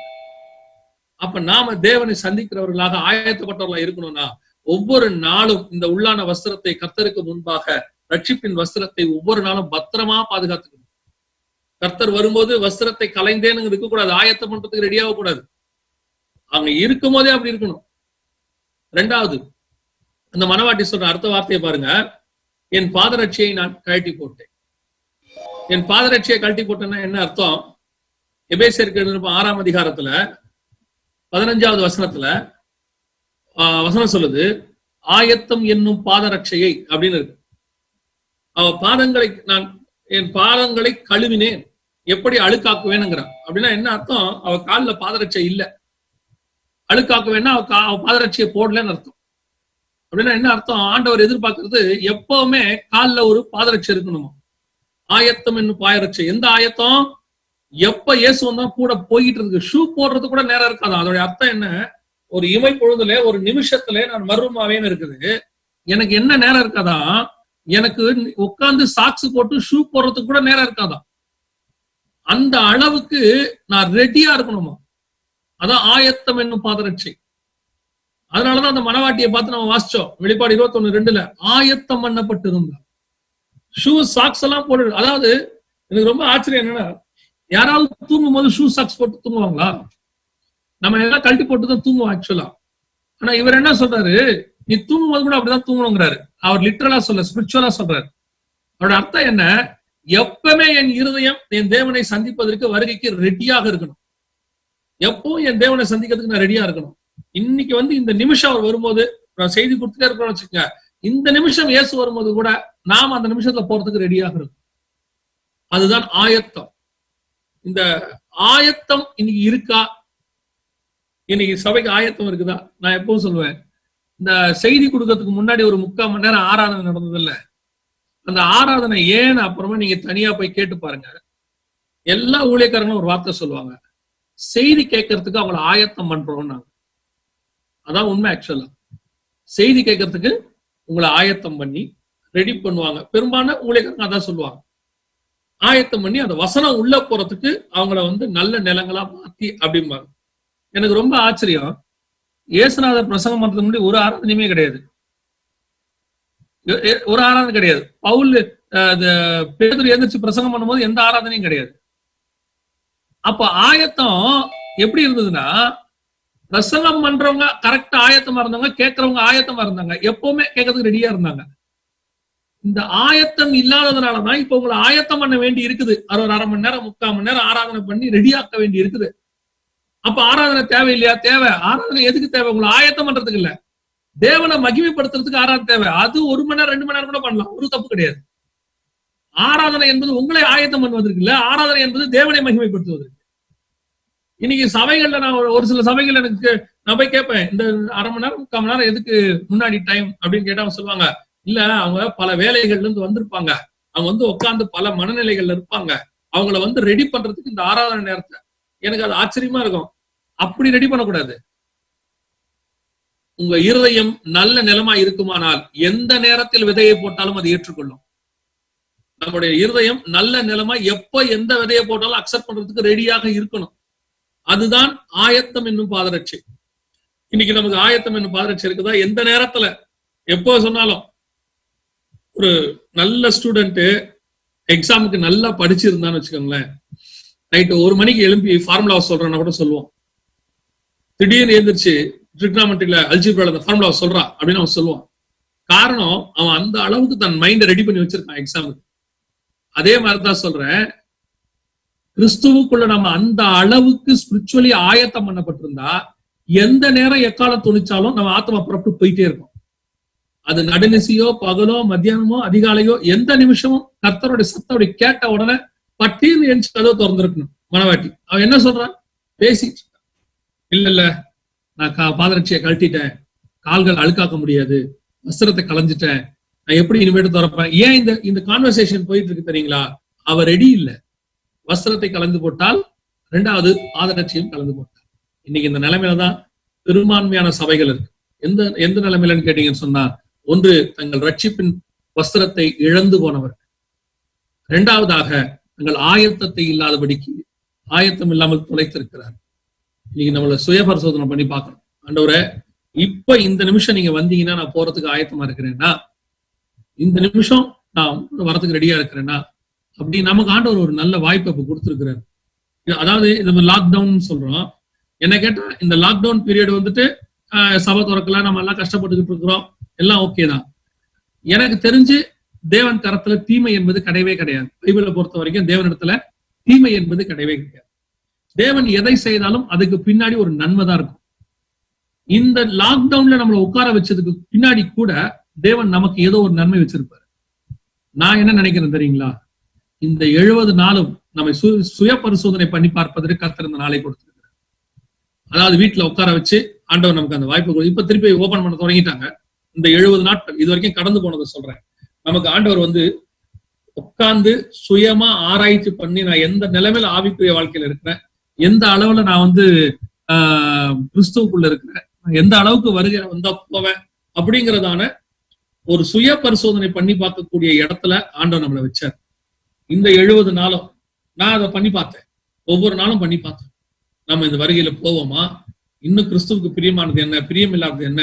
நான் நிறைய பேர்கிட்ட சாட்சி கேட்டிருக்கிறேன். இந்த 70 நாள்ல நிறைய குடும்பங்கள்ல நிறைய மாற்றம் நான் விசுவாசிக்கிறேன். இந்த லாக்டவுன் ஓபன் பண்ணி சர்ச்சஸ் தொடங்கும் போது ஜனங்கள் ஒரு புது ஆவிக்குரிய அனுபவத்தோடு கூட வருவாங்க. ஆவிக்குரிய வாழ்க்கையில வளர்ச்சி அடைந்தவங்களா வருவாங்க. நான் விசுவாசிக்கிறேன் ஆவிக்குரிய வாழ்க்கையில வளர்ச்சி ஏன் இந்த தனிப்பட்ட முறையில உட்கார்ந்து தேவனோடு கூட தங்களை சுய பரிசோதனை பண்ணும் போதுதான் பல உண்மைகளை கர்த்தர் அவங்களுக்கு சொல்லிக் கொடுக்கும். தெரிஞ்சுக்கொள்ளுங்க, மணவாளன் மணவாட்டியை தனிமைப்படுத்துறாருன்னா அவகிட்ட ஏதோ பேச விரும்புறாருன்னு அர்த்தம். மணவாளன் மணவாட்டியை தனிமைப்படுத்துறாருன்னா அவகிட்ட கொஞ்சம் ரகசியங்கள் பேச விரும்புறாரு அர்த்தம். நம்ம ஊர்கள் எல்லாம் நீங்க பார்த்திருப்பீங்க, திருமணமான உடனே கணவனையும் மனைவியும் அப்படியே ஒரு ஹனிமூனுக்கு அனுப்பி விட்டுருவாங்க.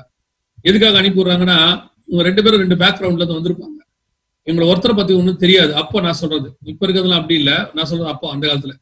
அப்ப என்ன பண்ணுவாங்கன்னா, ஒருத்தர் புரிஞ்சு கொள்றதுக்காக 2 பேரையும் அனுப்பி விடுவாங்க. ஒரு வாரம் அப்படி எங்கேயா அனுப்பி விடுவாங்க. ஒருத்தர் புரிஞ்சிச்சு, அவங்க போய் பேசிச்சு, அவங்க போய் அவருக்கு என்ன பிடிக்கும், இந்த அம்மாக்கு என்ன பிடிக்கும் எல்லாம் பேசிட்டு வரும்போது ஏறக்குறைய 2 பேரும் ஒருத்தரை பத்தி ஒருத்தர் ஓரளவுக்கு புரிஞ்சிருப்பாங்க. அப்போ அந்த தனிமை தான் ஒருத்தர் புரிந்து கொள்ள வைக்கும். அப்ப நம்ம இந்த 70 நாள் ஆண்டவரோடு கூட தனியா இருந்திருக்கிறோம். கண்டிப்பாக ஆண்டவர் நம்மோடு கூட நிறைய காரியங்கள் பேசி இருப்பார். இதை இனி லைஃப்ல அபியாசப்படுத்தும். இந்த அபியாசப்படுத்துறதுல மிக முக்கியமான ஒரு காரியம் என்ன, நாம் ஆயத்தப்பட்டு காணப்படும். ஆண்டவருக்கு முன்பாக, ஆண்டவரே இனி என் வஸ்திரத்தை நான் கலங்கி போட மாட்டேன், நான் உடுத்தி கொண்டு படுத்திருப்பேன், எப்ப வந்தாலும் ரெடி போலாம் ரைட் அப்படிங்கிற அளவுக்கு நான் இருப்பேன் ஆண்டவரே அப்படிங்கிற ஒரு ஆயத்தம் நமக்கு வரணும். அந்த ஆயத்தம் வர தொடங்கிடுச்சுனாலே நம்ம அவரை சந்திக்க ரெடி ஆயிட்டோம்னு அர்த்தம். இது முதலாவதாக. 2வது, இன்னொரு மணவாட்டியை குறித்து இன்னொருத்தையை குறித்து வேதம் சொல்லுது. வாசிங்க, நீங்க பாருங்க, வெளிப்படுத்தின விசேஷம் 13ஆம் அதிகாரம் 17-18 வசனத்துல இங்கே சபையை பார்த்து ஆண்டவர் சொல்றாரு. சபை என்ன, மணவாட்டி. சபையை பார்த்து ஆண்டவர் சொல்ற ஒரு வார்த்தை 3ஆம் அதிகாரம் 17-18ல, நீ நிர்வாணியா இருந்தும் நீ நிர்வாணியா இருக்கிறதை அறியாமல் அப்படிங்கிறார் ஆண்டவர். இங்க இருக்கு பாருங்க, நீ நிர்வாணியமா இருக்கிறதை அறியாமல் அப்படிங்கிறார். 2வது, இதை விட மோசமான சபை. இதுக்கு முன்னாடி நம்ம பார்த்தோமே ஒரு சபை, அந்த சபை என்னன்னு கேட்டீங்கன்னா, வஸ்திரத்தை களைஞ்சு போட்டுருச்சு, அதுக்கு தெரிஞ்சிருச்சு நான் வஸ்திரம் இல்லாம இருக்கிறேன் அப்படின்னு அதுக்கு தெரிஞ்சிருச்சு.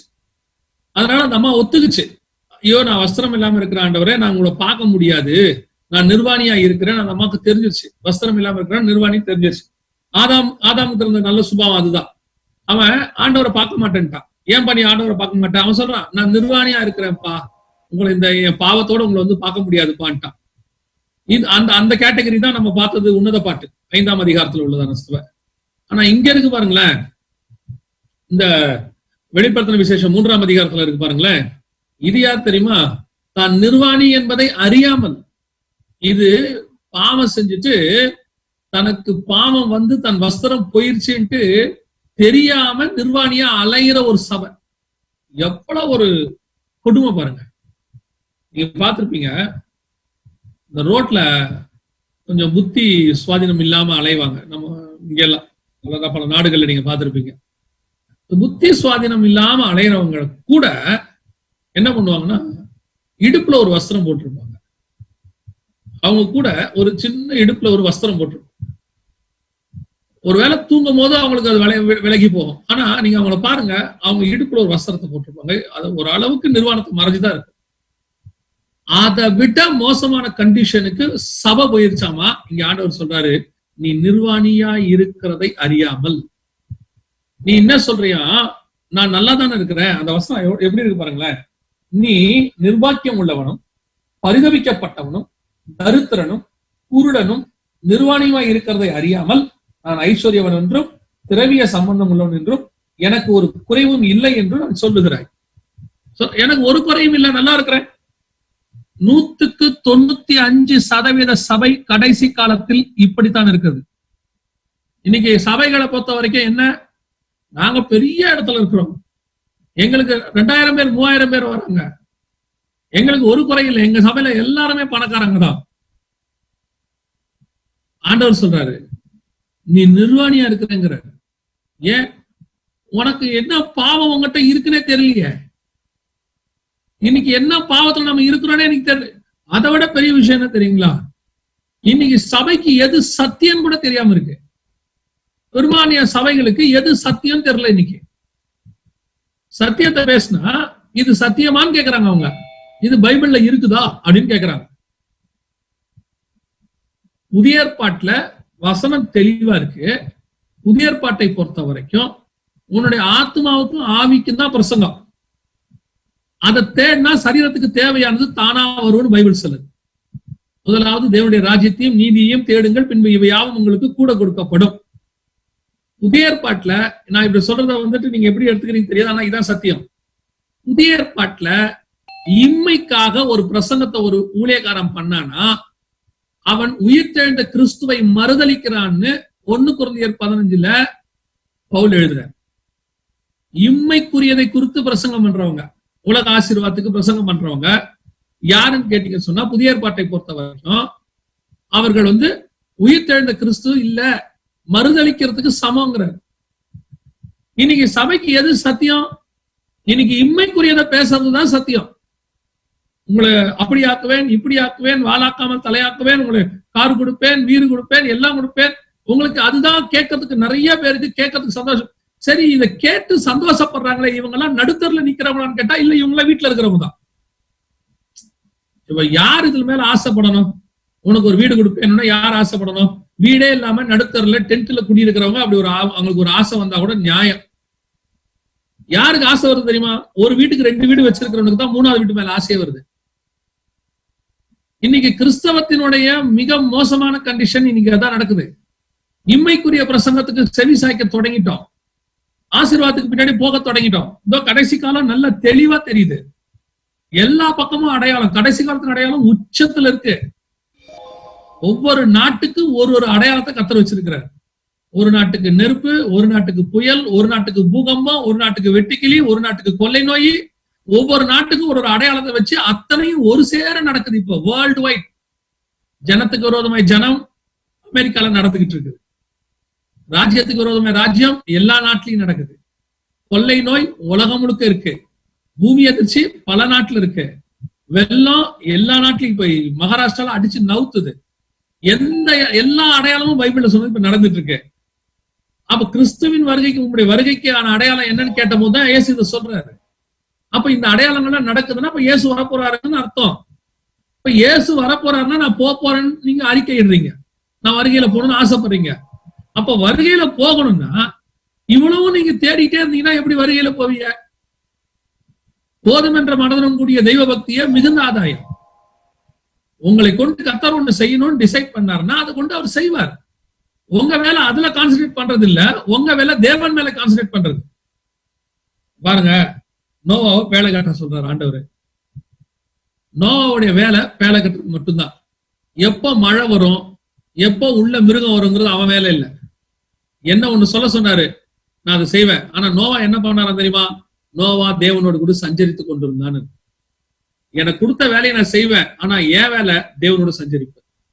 அதே மாதிரி ஆண்டவர் உங்களுக்கு ஒரு வேலை கொடுத்துருக்கிறாரு, உங்களுக்கு ஒரு குடும்பம் கொடுத்துருக்கிறாரு, அதுக்கு நீங்க கான்சன்ட்ரேட் பண்ணுங்க, தப்பு கிடையாது. ஆனா உங்க வேலை தேவனோட சஞ்சரிப்பது. இப்ப நம்ம எந்த லெவலுக்கு போயிட்டோம்னா தேவனோட சஞ்சரிப்பதை விட்டுட்டு சம்பாதிக்க ஆரம்பிச்சு வேலை அதுல கான்சன்ட்ரேட் பண்ணி ஆண்டவருக்கு இம்பார்ட்டன்ஸ் கொடுக்காத இடத்துக்கு நம்ம வந்துட்டோம். இப்போ சரி, ஆண்டவருக்கு இம்பார்ட்டன்ஸ் கொடுக்கலாம் நீங்க வந்தீங்கன்னா இங்க என்ன ஆயிடுச்சு?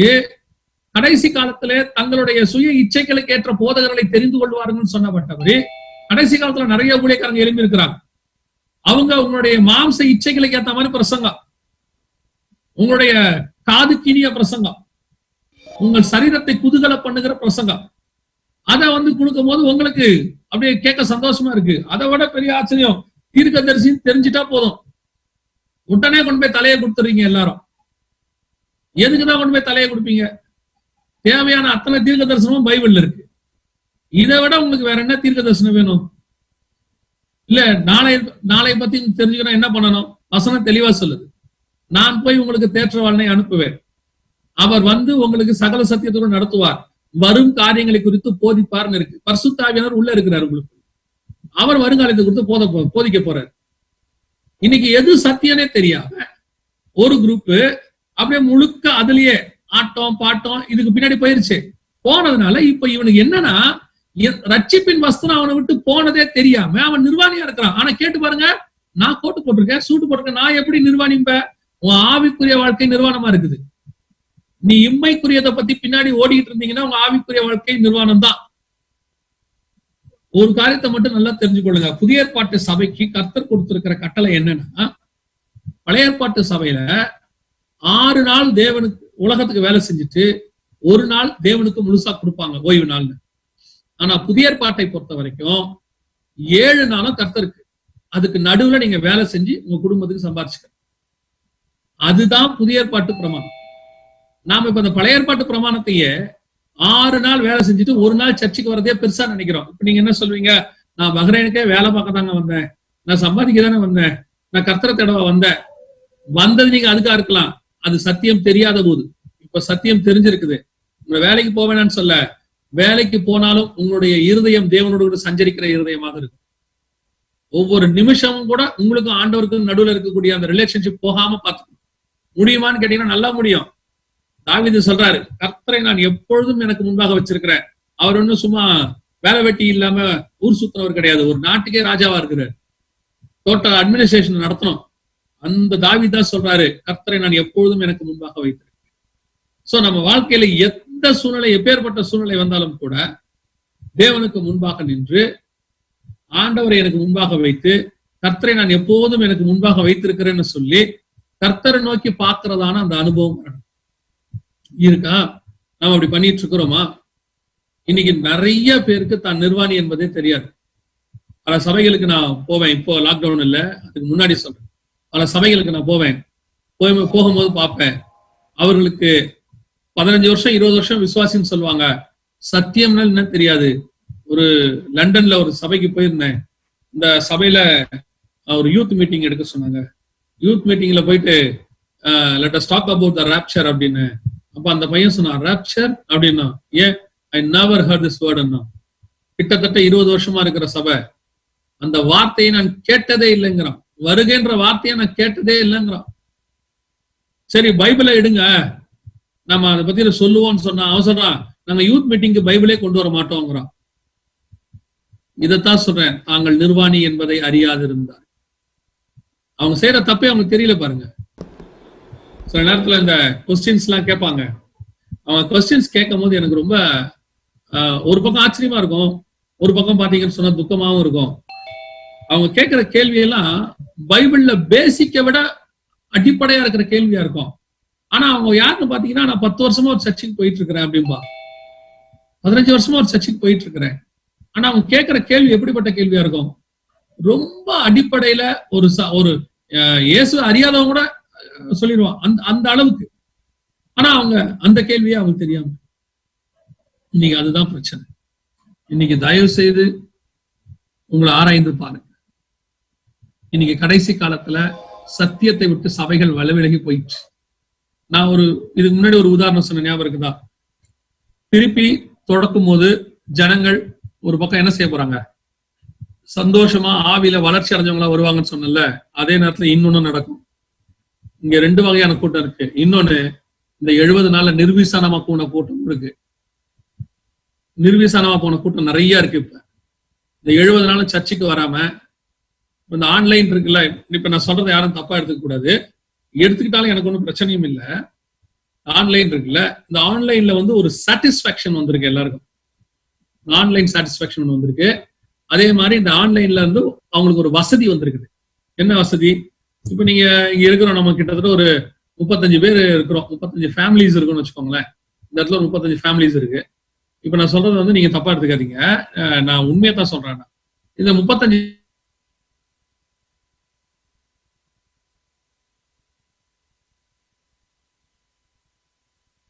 அவங்க எல்லாருமே வந்துட்டு ஒரு பிளாக் பண்ணி வச்சுட்டு அவங்க உட்காந்துருக்காங்க. இவங்க எல்லாம் இப்ப என்ன பண்றாங்கன்னே நமக்கு தெரியாது வீட்டுல. சரிங்களா? இவங்க எல்லாம் என்ன பண்ணிட்டு இருக்காங்க, நான் உட்காந்து பேசிட்டு இருக்கிறேன், எத்தனை பேர் படுத்துக்கிட்டு கேட்டுக்கிட்டு இருக்காங்க நமக்கு தெரியாது. சரிங்களா? நான் சொல்றது உண்மை, ஃபேக்ட் அதான். ஏன்னா கவனிக்கிறவங்களா இருந்தா கண்டிப்பா என்ன செஞ்சிருப்பாங்க, ஒரு அன்அவாய்டபிள் சர்க்கம்ஸ்டன்ஸ் கொஞ்சம் பேருக்கு இருக்கும். அவங்க வந்து உட்காந்து என்ன செய்ய முடியாது, ஒரு இங்க கார்ல வந்துட்டு இருப்பாங்க, இல்ல ஒரு அதுல செய்தி கேட்கணும்னு நினைப்பாங்க, அதனால வீடியோ போட முடியாது, அதெல்லாம் ஓகே ஃபேக்ட். ஆனா ஒரு கூட்டம் கம்பல்சரி எல்லாத்தையும் ஆஃப் பண்ணிட்டு எல்லாம் போட்டு அப்படியே உட்காந்து சாப்பாடு சாப்பிட்டுக்கிட்டே கேட்கறது, படுத்துக்கிட்டே கேட்கறது, அப்புறம் உட்காந்துக்கிட்டு அது ஒரு குரூப் இருக்கு. இப்படிப்பட்ட குரூப் எல்லாம் இந்த குரூப்புக்கு நம்ம பேசி என்ன பிரயோஜனம், என்ன ஆகும் நீங்க நினைக்கிறீங்க? இவங்க எல்லாம் இந்த ஆன்லைன்ல வந்து இப்ப கன்வீனியன்ட் ஆயிட்டாங்க, ஆன்லைன் கன்வீனியன்ட்டுக்கு வந்துட்டாங்க. ஆன்லைன் கன்வீனியன்ட்டுக்கு வந்துட்டு நாளைக்கு சபை திறக்கும் போது என்ன ஆகும் அப்படின்னு சொல்லி நீங்க பாத்தீங்கன்னு சொன்னா, ஒரு பர்சன்ட் குரூப் எப்படி வரும்னு கேட்டீங்கன்னா உண்மையிலே சந்தோஷமா ஓடி வரும் சபைக்கு, அப்படியே ஓடி வந்து ஐயோ சபை திறந்துச்சு அப்படின்னு வரும். இன்னொரு குரூப் அப்படியே அதே நிர்விசாரமா, அதான் வீட்டுல இருந்து ஆன்லைன்ல பாக்குறோமே, அதான் எல்லாமே தெரிஞ்சுதே அப்படின்னு ஒரு குரூப் இருக்கும். அதான் நடக்க போகுது எல்லாம் ஆல் ஓவர் த வேர்ல்ட். ஏன்னா they are convenient with the online. இன்னைக்கு இப்ப இவங்களுக்கு நான் இப்படி சொல்றேன் தப்பா இருக்காதீங்க, இன்னைக்கு சிச்சுவேஷன், அதனால நம்ம ஆன்லைன்ல பாத்துட்டு இருக்கிறோம். ஆனால் ஆன்லைன் ஆராதனை என்னைக்குமே சரி கிடையாது. ஆன்லைன் ஆராதனை நான் அந்த காலத்துல இருந்தே சொல்லுவேன், ஆன்லைன் ஆராதனை என்பது ஒரு ஒரு அர்ஜென்ட்டுக்காக நம்ம வச்சிருக்கிறோம், அவ்வளவுதான். இப்ப இந்த மாதிரி ஒரு அர்ஜென்ட் சிச்சுவேஷனுக்கு வச்சிருக்கிறோம். தேவனை கூடி ஆராதிப்பதுதான் எப்பவுமே நலம். தேவனை நம்ம எல்லாம் கூடிதான் ஆராதிக்கணும். ஒரு அன்அவாய்டபிள் சர்க்கம்ஸ்டன்ஸ், ஒரு ஊருக்கு போயிட்டோம் ஆனா ஆராதனை மிஸ் பண்ணக்கூடாது, அங்க ஒரு சர்ச் இல்ல, நம்ம சர்ச் ஆராதனை நடக்குது ஆன்லைன்ல பாக்குறோம், அது வேற. ஆனா இப்போ நான் இந்த சிச்சுவேஷனை சொல்லவே இல்லை, இது லாக்டவுன், இப்ப நமக்கு இதான் வேற வழி இல்லை, அது ஓகே. ஆனா ஒரு இதுக்கப்புறம் பாருங்க, இதுக்கப்புறம் தான் இருக்கு நிறைய விஷயம், லாக்டவுன் ஓபன் பண்ண பிறகுதான் இருக்கு.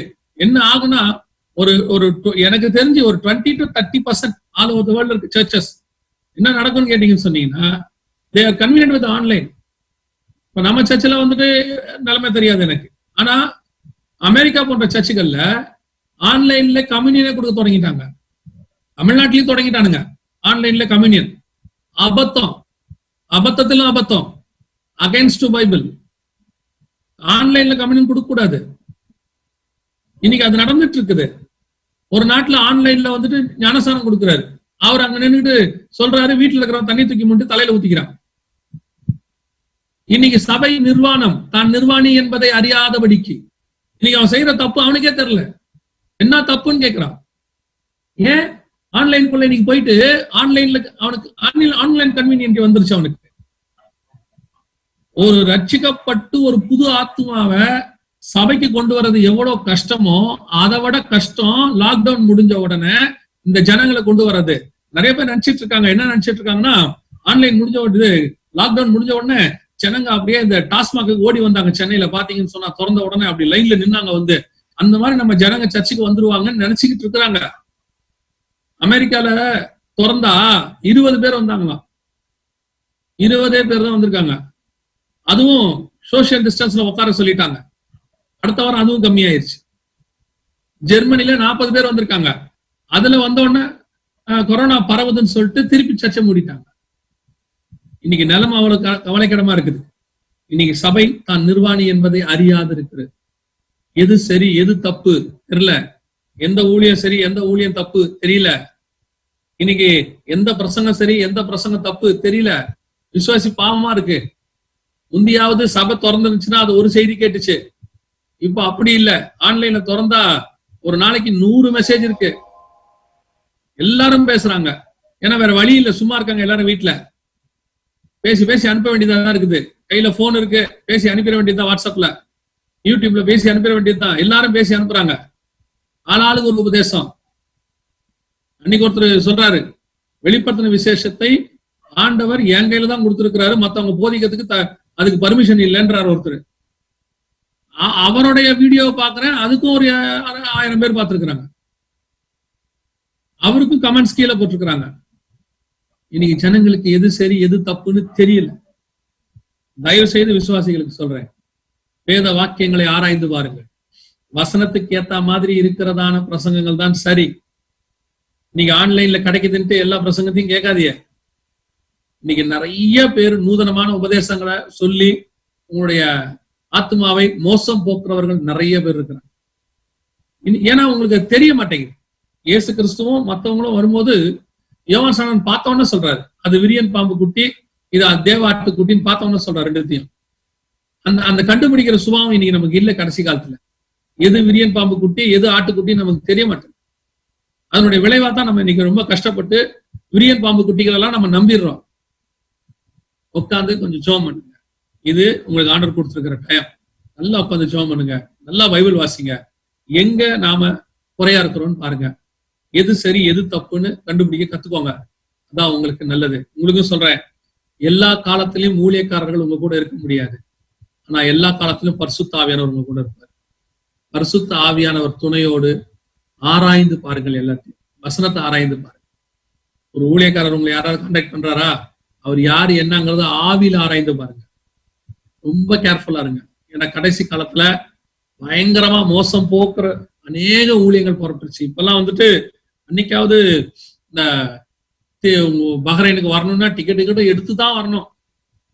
யாராவது விசா கொடுத்தாதான் வர முடியும். இப்ப அப்படி இல்லை. ஆன்லைன்ல பேசி அனுப்பி விட்டுறாங்க. கூடவே அக்கௌண்ட் நம்பரையும் அனுப்பிடுறாங்க. உங்களுக்கு எது சரி எது தப்புன்னு தெரிய மாட்டேங்குது. அதனால ரொம்ப கேர்ஃபுல்லா இருந்து கொள்ளுங்க.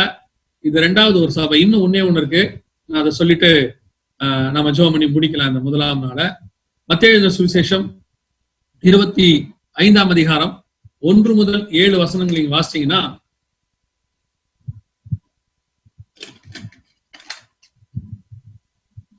அங்க ஒரு கன்னிகைகளை பத்தி சொல்லப்பட்டிருக்கு.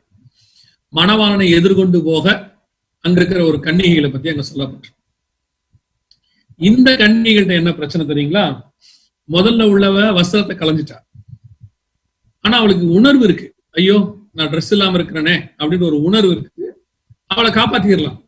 அவ திருப்பி வந்து கதவை திறந்தா ஆண்டவர் வந்து கூட்டிட்டு போயிட்டார். அவளை திருப்பி ரெண்டாவது கூட்டிட்டு போயிட்டார். இந்த ரெண்டாவது உள்ள சபை இருக்கு பாருங்க, அதுதான் மோசம். அது என்னன்னு கேட்டீங்கன்னு சொன்னா, வஸ்திரம் இல்லாதே தெரியல, பைத்தியத்தை விட, அதாவது புத்தி பேதலிச்சவங்களோட மோசமான கண்டிஷன்ல சபை இருக்கு. இது என்ன சபை அப்படின்னு கேட்டீங்கன்னா, இது மணவாளனை எதிர்கொண்டு போக எல்லாம் வருகைக்கெல்லாம் ரெடி தான். ஆனா கொஞ்சம் கால தாமதம் ஆன உடனே தூங்கிருச்சு. தூங்கிட்டு தேவன் திருப்பி வராருன்னு சொன்ன உடனே அதுக்கப்புறமா ஆயத்தம் பண்ணு. உதாரணமா பஹ்ரைன்ல வந்து செய்தி எல்லாம் கொடுத்தோமா, அந்த செய்தி கொடுக்கும்போது நான் கொடுத்தது மட்டும் இல்ல, யார் வந்து கொடுத்தாலும் சரி, கொடுக்கும் போது ஒரு ஆயத்தம் ஒண்ணு வரும் உங்களுக்கு. ஆண்டவர் வராருப்பா, ரெடி ஆகணும். அப்புறம் அந்த ஒரு இன்னொரு செய்தியை கேட்டு ஒரு ஒரு ஆயத்தம் ஒண்ணு வரும். அந்த வருகை கொஞ்சம் தாமதமான உடனே திருப்பி பழைய நிலைமைக்கு போயிடும், திருப்பி தூங்கிடும். திருப்பி என்ன ஆகும்? திருப்பி இவங்களை எழுப்பணும், எழுப்பி திருப்பி அது ஏந்திரிக்கும். திருப்பி கொஞ்சம் காலதாமதம் தூங்கிடும். இப்படிப்பட்ட சபைகள் இருக்கு. இது மூணாவது வகையான சபை. இந்த சபை தான் கொஞ்சம் பிரச்சனையான சபை. ஏன்னா இதை எழுப்பிக்கிட்டே இருக்கணும், தட்டி தட்டி. ஒரு தடவை எழுந்திருச்சா அது வந்துட்டு அடுத்து அப்படியே ஓட்டத்தை ஓடாது. அதை வருக வரைக்கும் எழுப்பினே இருக்கணும், தட்டி தட்டிட்டே இருக்கணும். எழுந்துரு, மணவாளன் வருகிறார் சத்தம் கேட்டது. அதுல ஒரு வசனம் இருக்கு பாருங்களேன், மணவாளன் வருகிறார் என்ற 25:6 பாத்தீங்கன்னு சொன்னா, மணவாளன் வருகிறார் என்ற சத்தம் கேட்டது. இப்ப உங்களுக்கு அந்த சத்தம் கேக்குதா? மணவாளன் வருகிறான்னு சத்தம் உங்களுக்கு கேக்குதா? இப்ப நீங்க என்ன சொல்லுவீங்க? எங்களுக்கு அப்படி எதுவும் கேட்கல, இந்த மாதிரி செய்தி தான் கேட்கிறோம், மணவாளன் வருகிறாருங்கிற சத்தம் எங்களுக்கு ஒண்ணும் கேட்கலையே. மணவாளனுடைய சத்தம் என்ன தெரியுமா உங்களுக்கு? மணவாளனுடைய சத்தம் பாருங்க, பைபிள் ஃபுல்லா நம்ம ஆண்டவருடைய சத்தத்தை பாருங்க எப்படி இருக்கும். இடி முழக்கத்தை போல இருந்தது, பெருவெள்ளத்து இறைச்சலை போல இருந்தது, அப்புறம் வந்துட்டு எக்காலத்தை போன்ற ஒரு சத்தம் இருந்தது, பெருங்காற்றினை பிளக்கிறது போல ஒரு சத்தம். அப்போ இந்த ஆண்டவருடைய சத்தம் வந்து எதுக்கு ஒத்து இருக்கும்னா, நேச்சுரலா ஒத்து இருக்கும், இயற்கை சம்பந்தமா தான் இருக்கும் ஆண்டவருடைய சத்தம். அந்த இயற்கை வழியா கர்த்தர் பேசுவார் உங்ககிட்ட. எலியா கிட்ட பேசுறாரு 1 ராஜாக்கள் 19 பெரும் காற்று வீசிற்று, கர்த்தர் அதிலே இல்லை. பூமி அதிர்ச்சி, அதிலே கர்த்தர் இல்லை. அக்கினி வந்தது, அதுல கர்த்தர் இல்லை. அப்ப கர்த்தர் வர்றதுக்கும் அந்த இயற்கைக்கும் ஒரு சம்பந்தம் இருக்கு. அப்ப அவருடைய வருகையை பத்தி அனௌன்ஸ் பண்றதும் கர்த்தர் இயற்கை வழியா தான் அனௌன்ஸ் பண்ணுவார். இப்போ உதாரணமா நமக்கு அனௌன்ஸ் பண்ணிருக்கிறார். என்ன அனௌன்ஸ் பண்ணிருக்கிறாரு? கொள்ளை நோய் ஒரு பக்கம் அடிச்சு நவுத்திட்டு இருக்கு. இது கர்த்தர் பேசுறது. மணவாளன் வருகிறான் என்று சத்தம் கேக்குது. எப்படி? உலகம் முழுக்க கொள்ளை நோய். இப்போ வெட்டுக்கிளி எல்லா பக்கமும் மணவாளன் வருகிறார் என்ற சத்தம். எது? இதான். வெட்டுக்கிளி வரும்போது தெரியணும். யோவேல் தீர்க்கதரிசன புத்தகம் 1ஆம் அதிகாரத்துல முதல் 4 வசனத்தை வாசிச்சு பாருங்க. என்னுடைய பெரிய சேனையாகிய வெட்டுக்கிளியை நான் அனுப்புவேங்கிறார் ஆண்டவர். கடைசி காலத்துல கர்த்தருடைய நாள் வரத்துக்கு முன்னாடி அனுப்புவேங்கிறார். இந்த வெட்டுக்கிளி வந்திருக்குது. இப்ப இதெல்லாம் உங்களுக்கு சத்தம் கேக்குது பாருங்க. இந்த சத்தத்தை கேட்கும் போது, வாட்ஸ்அப்ல பார்க்கும் போது, எல்லாம் வரும்போது, ஐயோ வருது, எல்லாம் இருக்குது, லாக்டவுன் வேற ஆயிடுச்சு, என்ன எப்பவும் இல்லாதபடி இந்த மாதிரி நடக்குது, எல்லாம் ஓகே தான். திறந்த உடனே நார்மல் ஆகி எல்லாரும் அவங்க வேலைக்கு போக ஆரம்பிச்ச உடனே திருப்பி படுத்துறோம். இந்த இது திருப்பி ஒரு மீட்டிங்கை வச்சு எழுப்பணும். மணவாளன் வருகிறார் என்ற சத்தம் கேட்டது. என்ன பண்ணணும்? திருப்பி வீடியோ எல்லாம் காட்டி போட்டு, இப்படி எல்லாம் நடக்குது ஆல் ஓவர் த வேர்ல்டு, ஆயத்தப்படுங்க. இப்படி ஒரு சபை இருக்கு. நல்லா தெரிஞ்சுக்கணும். ஒரு தடவை கர்த்தரை சந்திக்க ஆயத்தப்பட்டோம்னா முடிவு பரியந்தம் ஆயத்தப்பட்டு நிற்கும். அந்த சபையத்தான் கர்த்தர் எதிர்பார்க்கிறார். ஆவியும் மனவாட்டியும் வா என்பார்கள். ஒரு தடவை தாங்க என்ன எழுப்பணும். எழுப்பிட்டா இரவும் பகலும் 40 நாள் நான் தேவ பர்வதம் வரைக்கும் நடக்கணும். அவ்வளவுதான். நடுவில் எனக்கு தூக்கம் கிடையாது, சாப்பாடு கிடையாது, தண்ணி கிடையாது. என்னோட டெஸ்டினேஷன் பரலோகத்துக்கு போய் சேரணும். இன்னைக்கு என்ன இருக்குது? வாரம் உங்களை எழுப்ப வேண்டியதா இருக்குது. ஒவ்வொரு வெள்ளிக்கிழமையும் ஆராதனை வச்சு உங்களை எழுப்பி திருப்பி நார்மல் ஆகி திருப்பி வெள்ளிக்கிழமை ஆராதனையில எழுப்பணும். உட்காந்து ஆயத்தப்படுங்க, ஆண்டவர் வரார், சீக்கிரம் வரார், எல்லாம் ஓகே. அதுல ஒரு 2 வாரம் வருகையை பத்தின செய்தி இல்லாம வேற செய்தி கொடுத்தோம்னா வருகையை மறந்துடுவீங்க. அந்த நிலைமை நமக்கு வரக்கூடாது. ஏன்னா இன்னைக்கு கடைசி காலத்தை பாக்குறேன், நிறைய டிஸ்ட்ராக்ஷன்ஸ் உங்களுக்கு இருக்குது. பிசாசு நிறைய என்ன பண்ணி வச்சிருக்கான்? டிஸ்ட்ராக்ஷன். அந்த பக்கம் இன்டர்நெட்டு, யூடியூப், அப்புறம் ஷாப்பிங் மால்ஸ், என்டர்டைன்மெண்ட், உங்களுக்கு என்ன வேணுமோ எல்லாம் கொடுக்குறான் அவங்க. நீங்க தேடக்கூடாது ஒண்ணு தேவனை மட்டும். 6 நாளும் நீங்க என்ன வேணா பண்ணிக்கிட்டான். 7வது நாள் அதுக்கு ஏத்த மாதிரி அவன் ஆள் வச்சிருக்கிறான். ஒரு சில இடங்கள்ல தான் இப்ப சத்தியம் கிடைக்குது. 99% இடங்கள்ல சத்தியம் கிடைக்கல. நான் அதான் சொல்லுவேன். பல சபைகளுக்கு 50,000 பேர் 1,00,000 பேர்லாம் போறாங்க. ஏன் பிசாசு அவங்கள தடுக்கல அப்படின்னா, அங்க அவங்க போறதுனால அவனுக்கு எந்த பிரச்சனையும் இல்லை, அதனால அவன் தடுக்கல. அங்க போறதுனால அவங்க பரலோகத்துக்கு போறாங்கன்னு தெரிஞ்சாதான் அவன் தடுப்பான். அவனுக்கு தெரியும் அந்த சபைக்கு போனா பரலோகத்துக்கு போக மாட்டாங்கன்னு. அதனால எதுக்கு போய் வீணா தடுத்து பிரச்சனை பண்ணுவேன்னு விட்டான். ஆனா நீங்க பாருங்க, ஒரு 50-100 பேர் சபை போய் இருக்கிற சபைக்கு பெரிய பிரச்சனை கிளம்பிட்டு இருக்கும். ஆராதிக்க விட மாட்டாங்க, நெருக்கம் வரும், நிறைய போராட்டம் வரும். நம்ம நினைப்போம், ஏன் நமக்கு மட்டும் இப்படி நடக்குது? உண்மை அதான். உலகம் எங்கிலும் நல்ல சத்தியம் பேசுற சபைக்கு உபத்திரம் இருக்கத்தான் செய்யும், பிரச்சனை இருக்கத்தான் செய்யும். அதே நேரத்துல சத்தியமும் இல்ல, ஒண்ணும் இல்ல, கடமைக்கு சபை நடத்தி நாங்களும் சர்ச்சை நடத்துறோங்கிற இடத்துல பிசாசு எந்த தடையும் செய்ய மாட்டோம். அப்படியேதான் விடுவோம். இன்னைக்கு அதான் நடக்குது கடைசி காலத்துல. சோ நாம ஒரு ஆயத்தை போடணும். இந்த ஆயத்தத்தை நாம முடிவு பரியந்தம் நிலைநிற்கிறவனே ரட்சிக்கப்படுவோம். அந்த இடத்துக்கு தான் நம்ம வரணும். இன்னைக்கு ஆண்டவர் நமக்கு கடைசி கால அடையாளங்களை நிறைய காட்டிக்கிட்டு இருக்கிறாரு. இந்த அடையாளங்கள் எல்லாம் நமக்கு ஒண்ணுதான் சொல்லுது, ஆண்டவர் வெகு சீக்கிரத்தில் வரப்போகிறார். இனி காலம் கண்டிப்பாக செல்லாது. ஏன்னா இந்த திடீர்னு உலகம் பாருங்க, சடுதியா ஒரு டிரான்ஸ்பர்மேஷன் ஆயிடுச்சு, வேற மாதிரி மாறிடுச்சு திடீர்னு உலகம். நாம நினைக்கவே இல்லை இப்படி ஒரு மாற்றம் வருமானு. நம்ம எதிர்பார்த்தோமா? பிளைட்டே பறக்காம ஒரு 3 மாசம் உலகம் இருக்கணும், சான்ஸே கிடையாது. எப்படி பிளைட் பறந்துட்டு இருந்துச்சு? ஒரு பிளைட் கூட பறக்க முடியாதபடிக்கு கர்த்தர் நினைச்சாருன்னா எதையும் செய்ய வல்லமை உள்ளவராய் இருக்கிறார். அவர் சர்வ வல்லமை உள்ள தேவன். இதுல நீங்க இந்த விஷயத்துல ஒண்ணு நாம கத்துக்கணும். என்ன தெரியுமா? சேட்டிலைட்டா இருக்கட்டும், அரிய வகை கண்டுபிடிப்புகள், பிளைட் டிக்கெட் எது வேணா இருக்கட்டும், அல்ல இன்டர்நெட்டா இருக்கட்டும், எது வேணா இருக்கட்டும், எல்லாமே இன்னும் கர்த்தருடைய கண்ட்ரோலுக்கு கீழே தான் இருக்கு. அவரை தாண்டி இந்த உலகத்துல வேற ஒண்ணுமே கிடையாது. அவர் நினைச்சாருன்னா எதையும் எப்பவும் ஸ்டாப் பண்ண அவரால் முடியும். நான் ஒரு இன்ஃபர்மேஷன் சொல்லிட்டே நான் உங்களுக்கு சொல்றேன். நான் ஏன் இந்த ஆன்லைனை வந்து வேணாம் ஆன்லைன் வேணாம்னா இந்த இதை சொல்லல, பொதுவா ஆன்லைன் ஆராதனை ஏன் வேணாங்கிறேன்னா, இன்னும் சில காலம் வரும், இந்த காலத்துல ஆன்லைனும் இல்லாத காலம் ஒண்ணு வரப்போகுது. இப்ப பிளைட்டை நிறுத்திட்டாங்க எல்லாம் இருந்துச்சு இல்லைங்களா, அடுத்து ஆன்லைனையும் நிறுத்துற காலம் ஒண்ணு வரும். அப்படி ஒண்ணு இருக்கு, பைபிள்ல இருக்கு. அப்படி ஒரு சிச்சுவேஷன் வரும்போது நீங்க எப்படி செய்வீங்க, எப்படி ஆராதிப்பீங்க? அதுக்கு நீங்க இப்பவே ரெடி ஆகணுங்கிறேன் நான். இப்பவே நீங்க வீட்டுல ஆராதிக்க தொடங்கணும், இப்பவே தேவனை ஆராதிக்க தொடங்கணும், இப்பவே நீங்க கூடி ஜெபிக்க தொடங்கணும். திறந்த உடனே சபைக்கு வர போறோம், அது வேற. இப்ப இருக்கிற இந்த காலத்தை நான் சொல்றேன் எப்படி பயன்படுத்தணும்னு சொல்றேன். ஏன்னா பின்னாடி இதை விட மோசமான காலம் ஒன்று வருது, பைபிள்ல இருக்கு. பஹ்ரைனுக்கு வரும்போதே நான் சொன்னேன், கொள்ளை நோய் ஒண்ணு வரப்போது, பின்னாடி உலக சுகாதார மையத்துல சொல்லி இருக்கிறாங்க, பெரிய பாதிப்பு ஒண்ணு வரும்னு சொல்லிட்டு வந்தோம், இப்ப வந்திருக்கு. இது நம்ம ப்ராபசி கிடையாது, நம்ம பைபிள்ல இருக்கு கொள்ளை நோயின்னு, சுகாதார மையமும் சொல்லிச்சு, இப்ப நடந்திருக்கு. இப்பவும் சொல்றேன், இது சாம்பிள் தான், இதை விட மோசமானதுதான் பைபிள் சொல்லியிருக்கு.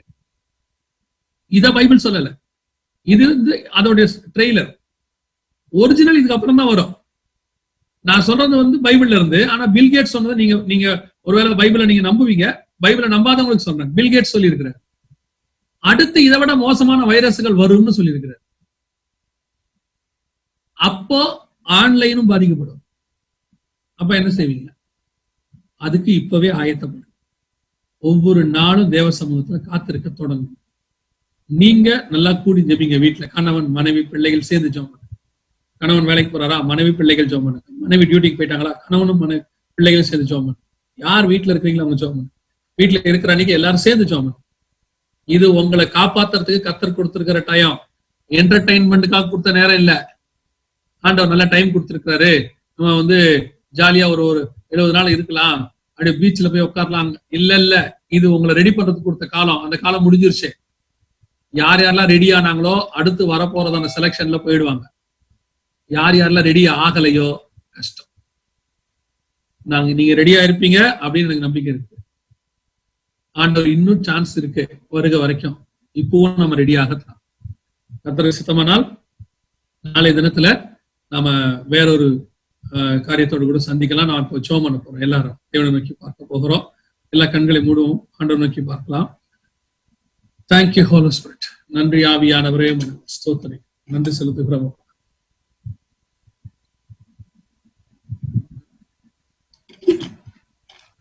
நன்றி செலுத்துகிறோம் ஆவியானவரே, உண்மை நாங்கள் மகிமைப்படுத்துகிறோம். ஆண்டவரே, நாங்கள் வஸ்திரத்தை கலைந்து போட்ட சபையாயிராதவர்கள், ஆண்டவரே நாங்கள் வஸ்திரத்தை உடுத்தி கொண்ட சபையாக, எங்கள் ரட்சிப்பின் வஸ்திரத்தை அனுதினமும் உடுத்திக்கொண்டு முடிவு பரியந்தம் நிலை நின்று ரட்சிக்கப்பட்ட அல்ல ஆண்டவரே, ரட்சிக்க பூரணப்படுகிற சபையாக நாங்கள் மாறணும். ஆண்டவரே, வஸ்திரத்தை கலைந்து தான் நிர்வாணி என்பதை அறியாம இருக்கிற எத்தனையோ சபைகள் இருக்கு ஆண்டவரே. இன்னைக்கு நாங்கள் செய்யறது தப்புனே தெரியாம இருக்கிற சபைகள் எத்தனையோ இருக்கு. தப்பான பாதையில போய் உலகத்துக்கு ஒத்த வேஷம் தெரிச்சு, உலகத்தில் உள்ளதான பாவத்தை அடாப்ட் பண்ணி அதோடு கூட உழன்று கொண்டிருக்கிற சபைகள் எத்தனையோ இருக்கு. நாங்கள் நிர்வாணிங்கிறத தெரியாமையே இருக்கிறாங்க. அப்படிப்பட்ட சபைகள்ல எங்க சபையும் மாறிடக்கூடாது. எங்க சபை மணவாளனை சந்திக்க ஆயத்தப்பட்ட சபையாக, மணவாளை எந்த நேரம் வந்தாலும், நடுராத்திரியோ பகலோ மத்தியானமோ எப்ப வந்தாலும் சரி, அவர் எதிர்கொண்டு போக நாங்கள் ஆயத்தப்பட்டவர்களாய் காணப்பட கிருபை. ஆவியானவரே, கேட்ட சத்தியத்தை மறந்து விடாதீர்கள். ஒவ்வொருத்தருடைய இருதயத்திலும் அது பதிந்திருக்க கத்திருக்கிறது. மகிமையுள்ள கரத்தில் என்னை காட்டுகிறோம் எங்கள் ஆண்டவர் இயேசுவின் நாமத்தில் பிதாவே, ஆமென். Praise the Lord. Thank you, brother. Thank you. Praise the Lord. கர்த்தருடைய பரிசுத்தமுள்ள நாமம் மகிமைப்படுவதாக. இந்த முதலாம் நாள் உபவாச கூடுகையிலும் கூடி வந்த நேரம் முதல் மட்டுமாக தேவ ஆவியானவர் நம்மோடு கூட அசைவாடினார். ஆராதிக்க ஜெபிக்க கர்த்தர் பலனை தந்தார். இறுதியாய் தேவ ஆவியானவர் நம்மோடு கூட பேசினார் 3 விதமான மணவாட்டியை குறித்து. இந்த நாளில் நாம யாராக இருக்கிறோம், எந்த நிலையில் இருக்கிறோம், எப்படிப்பட்ட நிலையில் இருக்கிறோம், எந்த சூழ்நிலையில் இருக்கிறோம் என்பதை ஒரு விசை கூட நிதானித்து பார்ப்பதற்கு தேவன் நமக்கு தந்த நல்ல பாக்கியம், ஒரு தருணத்தை கத்த நமக்கு எல்லாருக்கும் தந்திருக்கிறான். இது நமக்கு நம்மை நிதானித்து அறியக்கூடிய நேரம்.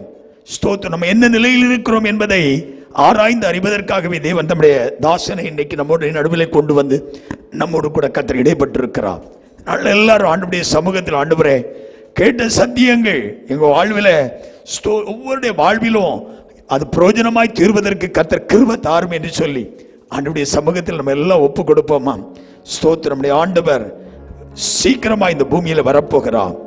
அதி சீக்கிரத்தில் வரப்போகிற அந்த இயேசுவை நம்ம எல்லாம் சபையாக சந்திக்க வேண்டும். ஒருத்தர் கூட கைவிடப்பட்டிருக்கூடாது. ஒருத்தர் கூட அந்த நாளிலே ஸ்தோத்திரம் அவருடைய வருகைக்கு அந்நியராக போய்விடக்கூடாது. அதனால நம்முடைய ஆண்டவர் ஸ்தோத்திரம் சீக்கிரமாய் வரப்போகிறபடினால் எல்லா ஆண்டவருடைய சமூகத்தில் நம்மை தாழ்த்தி ஒப்பு கொடுப்போம். தகப்பனே, நான் கேட்ட சத்தியங்கள் எங்களுடைய வாழ்வில் பிரயோஜனம் இல்லாமல் போயிடக்கூடாதுப்பா. ஒரு நாள் இந்த முதல் நாள் உபவாச ஜெபம், தேவ சமூகத்திலே நாங்கள் காத்திருந்து ஜெபிக்கிற ஜெபங்கள் ஆண்டவரே உம்முடைய பாதத்தில் காத்திருப்பது எங்களுடைய வாழ்விலே ஆசீர்வாதமாய் தீரும்படிக்கு எங்களுக்கு உதவி செய்யும் என்று சொல்லி ஆண்டவருடைய கரங்கள் எல்லாரும் ஒப்பு கொடுப்பீங்களா? எல்லாரும் ஒரு விஷயம் கூட தாழ்த்துவீங்களா? தேவ கிருபை நம்ம எல்லாரையும் பலப்படுத்தும்படி அப்படியே பலத்த கரத்துக்குள்ளாக நம்ம ஒப்பு கொடுத்துச்சோம். தகப்பனே, ஹல்லேலூயா. உம்முடைய கிருபை உள்ள கரங்கள் எங்க நடுவில் வெளிப்படட்டும், எங்களை நடத்தட்டும். ஆண்டவரே, நாங்கள் யார் என்பதை அறிந்து கொள்ள கிருபை தாரும். நான் என்ன நிலையில் இருக்கிறேன் என்பதை அறிந்து கொள்ள கிருபை தாரும். உன்னத பாட்டின் புத்தகத்திலே ஸ்தோத்திரம், நான் என் வஸ்திரத்தை உரிந்து விட்டேன், அதை அவிழ்த்து விட்டேன், இனி எப்படி நான் எழும்புவது என்று சொல்கிற அந்த நிலையில் இராதபடிக்கு தகப்பனே ஸ்தோத்திரம், தந்த வஸ்திரத்தை எப்பொழுது உடுத்திக்கொள்ள ஆயத்தம் உள்ள மணவாளனுக்காய் அலங்கரிக்கப்பட்ட ஒரு நல்ல மணவாட்டியாய் நாங்கள் எல்லாரும் காணப்படுவதற்கு எல்லாருக்கும் கிருபை தாரும் என்று சொல்லி ஆண்டவருடைய கரத்தில் ஒப்பு கொடுப்போம். ஹல்லேலூயா. எல்லாம் ஜெபம் பண்ணுவீங்களா? ஆமென். எங்கள் நல்ல தகப்பனே, நாங்கள் உம்மை ஸ்தோத்திரிக்கிறோம். ஆசீர்வாதமும் மன மகிழ்ச்சியுமான இந்த நல்ல நேரத்திற்காக நன்றி. கடந்து வந்த நேரம் முதலில் மட்டும் உங்க பிரசன்னம் எங்களோடு கூட இருந்ததற்காக ஸ்தோத்திரம். பாட செபிக்க தந்த நல்ல பாக்கியத்துக்காக நன்றி. இறுதியாய் தேவன் தம்முடைய தாசன் மூலமாய் எங்களுக்கு தந்த நல்ல வார்த்தைகளுக்காய், நல்ல செய்திக்காய், நல்ல மன்னாவுக்காய், ஆண்டவரே மாறாதபடி வசனத்திற்காய் நாங்கள் உம்மை ஸ்தோத்திரிக்கிறோம். வசனத்தை கேட்ட ஒருத்தர் கூட அந்நியராய் போய்விடாதபடி ஆண்டவரே இந்த நாளில் இருந்தாவது தங்களுடைய வாழ்வை ஒரு விசை கூட கர்த்தருக்கு அர்ப்பணித்து ஆண்டவரே ஸ்தோத்திரம், வஸ்திரத்தை கரைபடுத்தாதபடி வஸ்திரத்தை காத்துக் கொள்வதற்குரிய கிருபையை ஒவ்வொருவருக்கு கர்த்தர் தரும்படியாக நாங்கள் செபிக்கிறோம். கலந்து கொண்ட அப்படியே பிள்ளைகளை கர்த்தர் ஆசீர்வதிப்பீராக. நாளைய தினம் மறுநாள் கூட்டங்கள் எல்லாம் பரிசுத்த ஆவியானவர் பொறுப்படும். இன்னும் அநேகரை கர்த்தர் கூட்டி சேர்ப்பீராக. வசன தாகம் பிள்ளைகளுக்கு மேல் வருவதாக. சத்தியத்தை அறிவீர்கள், சத்தியம் உங்களை விடுதலையாக்கும் சொன்னீர். அந்த சத்தியம் உங்கள் எல்லாருடைய வாழ்விலும் விடுதலைகளை தரட்டும். எல்லாரையும் ஒன்று போல ஆசீர்வதி. இயேசு மேக மீதில் வரப்போகிற இயேசுவை சந்திப்பதற்கு எங்களுக்கு எல்லாருக்கும் கர்த்தர் கிருபை தாரும். இந்த ஜெபத்தை கர்த்தர் கேட்டதற்காய் ஸ்தோத்திரம். இயேசுவின் நாமத்தில் ஜெபிக்கிறோம். ஜெபங்கேளும் எங்கள் நல்ல பிதாவே. ஆமென். ஹல்லேலூயா.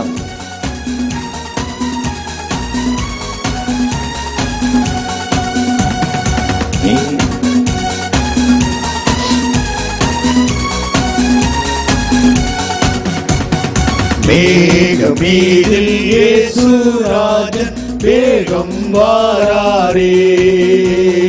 மேகமீதில் இயேசு ராஜன் வேகம் வாராரே.